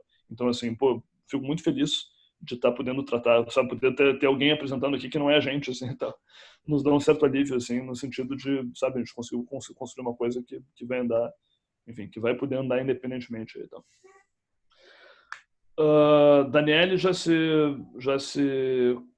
prontificou aqui da UFC para discutir com a gente, então você será adicionado na discussão. Michel, mais alguma coisa? Não, é isso aí. Eu estava esperando perguntas, mas até que a gente pode talvez passar um formulário. A gente pode passar um formulário. A gente pode passar um formulário padronizado a respeito das coisas de coleta, pré e pós, as diferentes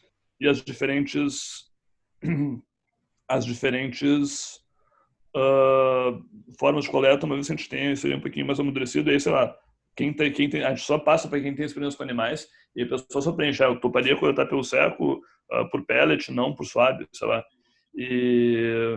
Acho que pré é ruim, pós ok. E aí, de repente, pode usar isso para definir, assim, então. Eu tô tentado achar que pós é mais fácil, assim.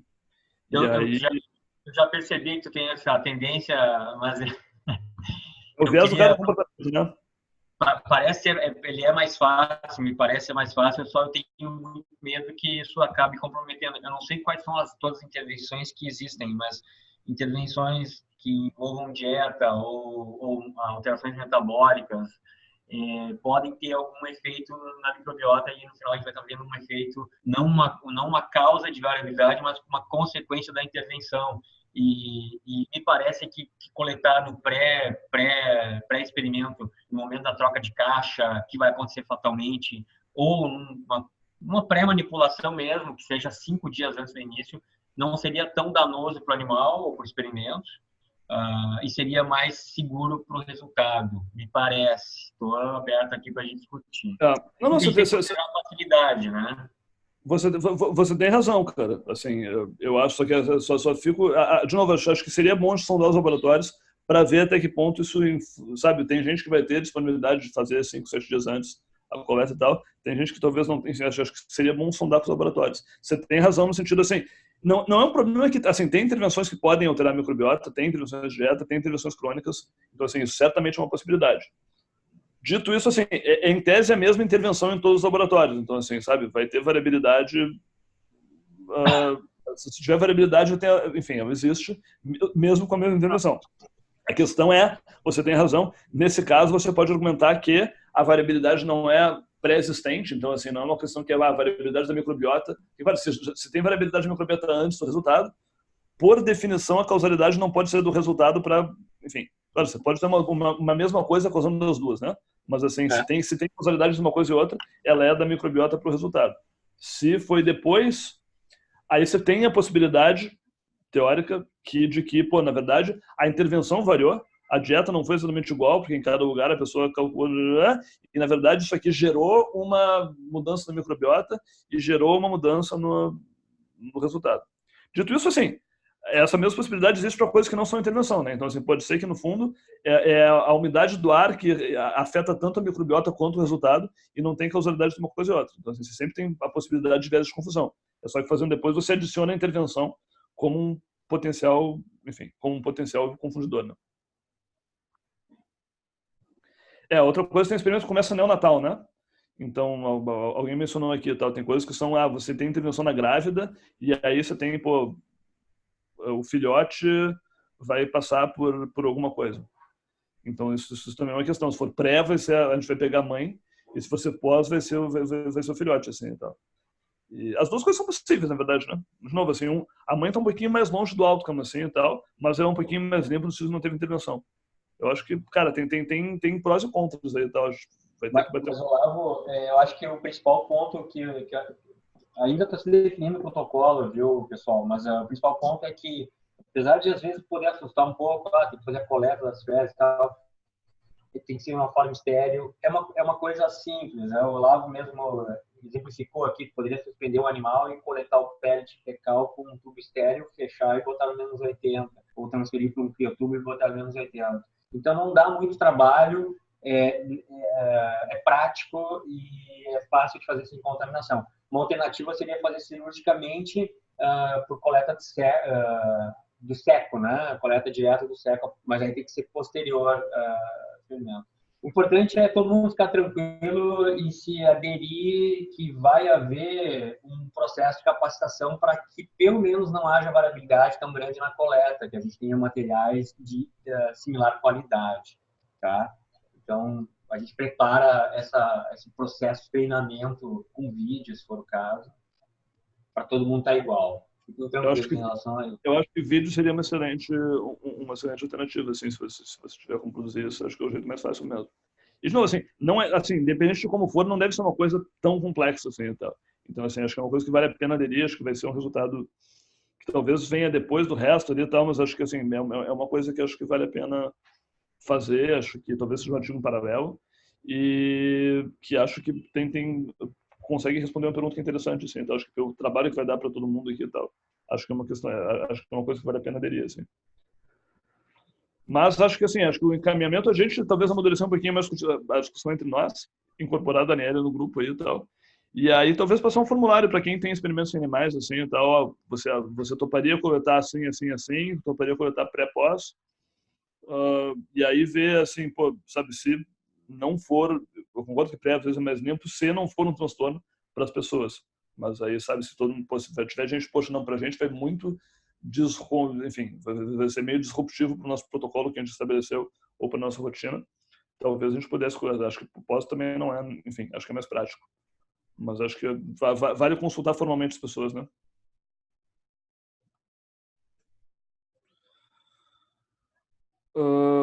Alguém mais? Bom,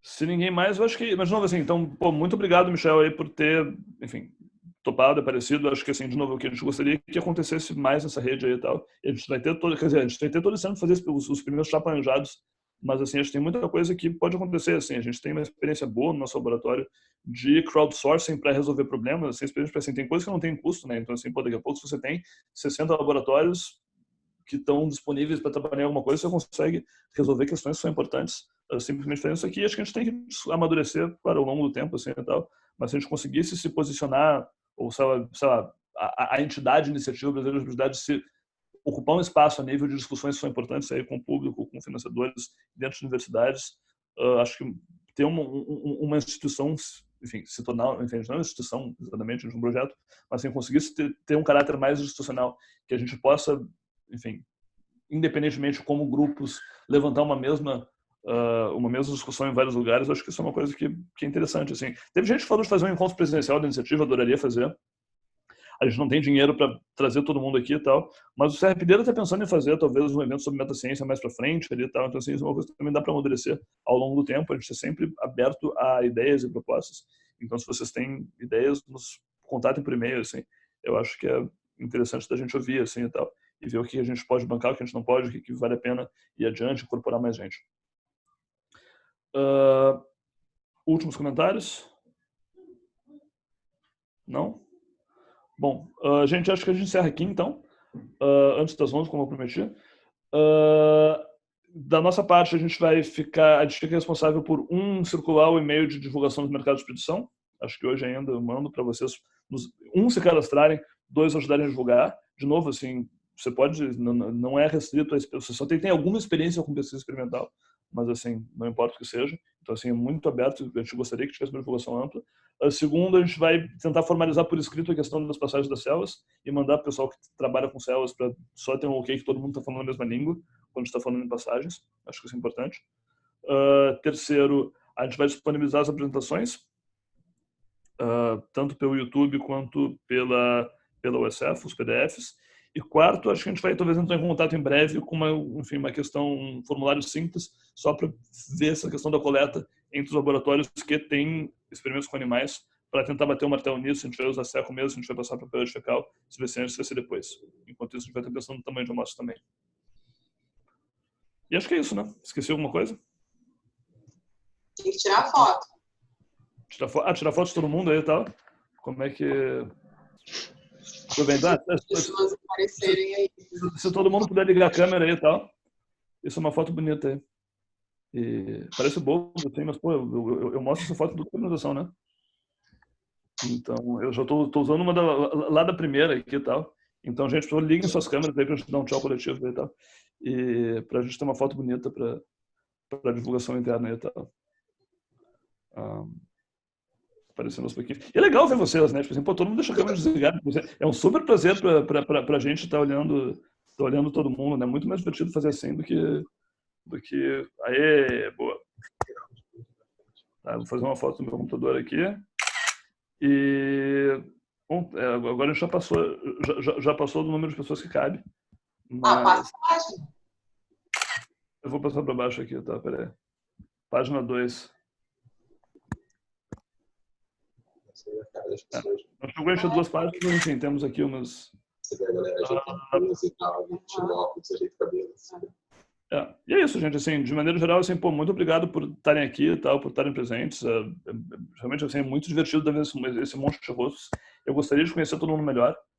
Infelizmente, a nossa capacidade pessoal de interação com 60 e poucos laboratórios é limitada, mas acho que a gente tem aprendido muito no processo, assim, e tal. De novo, assim, a gente está super disponível para ouvir vocês por e-mail e tal. Acho que a coisa melhor avaliada em todo o nosso formulário foi a nossa prontidão de resposta. Então, assim, pode ter certeza que você será ouvido se você tiver ideias aí e tal. Mais pequenos erros, pô, a gente não tem como bancar isso. Mas, enfim, estamos abertos, estamos juntos. Feliz ano novo. E, enfim, foi um prazer estar com vocês mais uma vez. A gente deve estar... Acho que a gente vai reiniciar os seminários em março aí e tal. Eu queria trazer o pessoal da UK Reproducibility Network, talvez para falar da experiência deles, para a gente poder amadurecer essa discussão também, de como é que você institucionaliza um pouquinho as suas ações. E a gente está esperando os protocolos estarem prontos. Quem está pronto vai estar registrado até o fim do mês. Quem não está, por favor, nos mande. Acho que essa é a nossa primeira prioridade aí e tal. De novo, a gente espera conseguir registrar as coisas agora, comprar coisas em fevereiro, começar lá por março, abril, mas depende da agilidade de vocês. E, enfim, talvez tenha uma nova reunião aí quando os experimentos estiverem começando, possivelmente aí daqui a uns 2, 3 meses. Mas de resto, a gente vai se vendo por e-mail. Churrasco, enfim...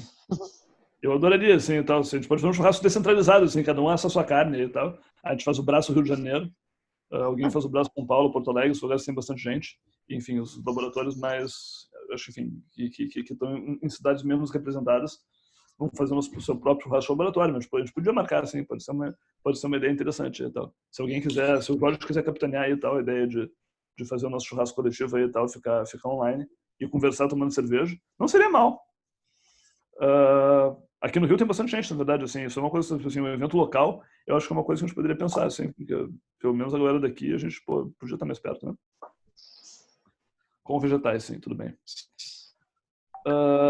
Churrasco pelos... Cara, assim, vamos mudar essa ideia, eu acho que é legal, assim, a gente pode talvez para março aí, tal, pensar, a gente faz do Rio de Janeiro, a gente anuncia e o pessoal entra à distância e tal. Eu acho que realmente, assim, um pouquinho mais de comunicação informal é legal, assim. Há pouco que eu tenho tido com gente isolada, assim, então tem sido muito prazerosa. Bom, gente, era isso. Chegamos às 11 aí e tal, quase.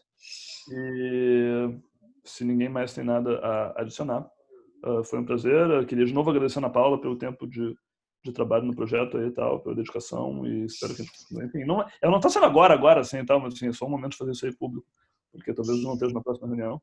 Mas, e obrigado para todos vocês aí por estarem participando com a gente. Obrigada. E até a próxima. Valeu, um abraço.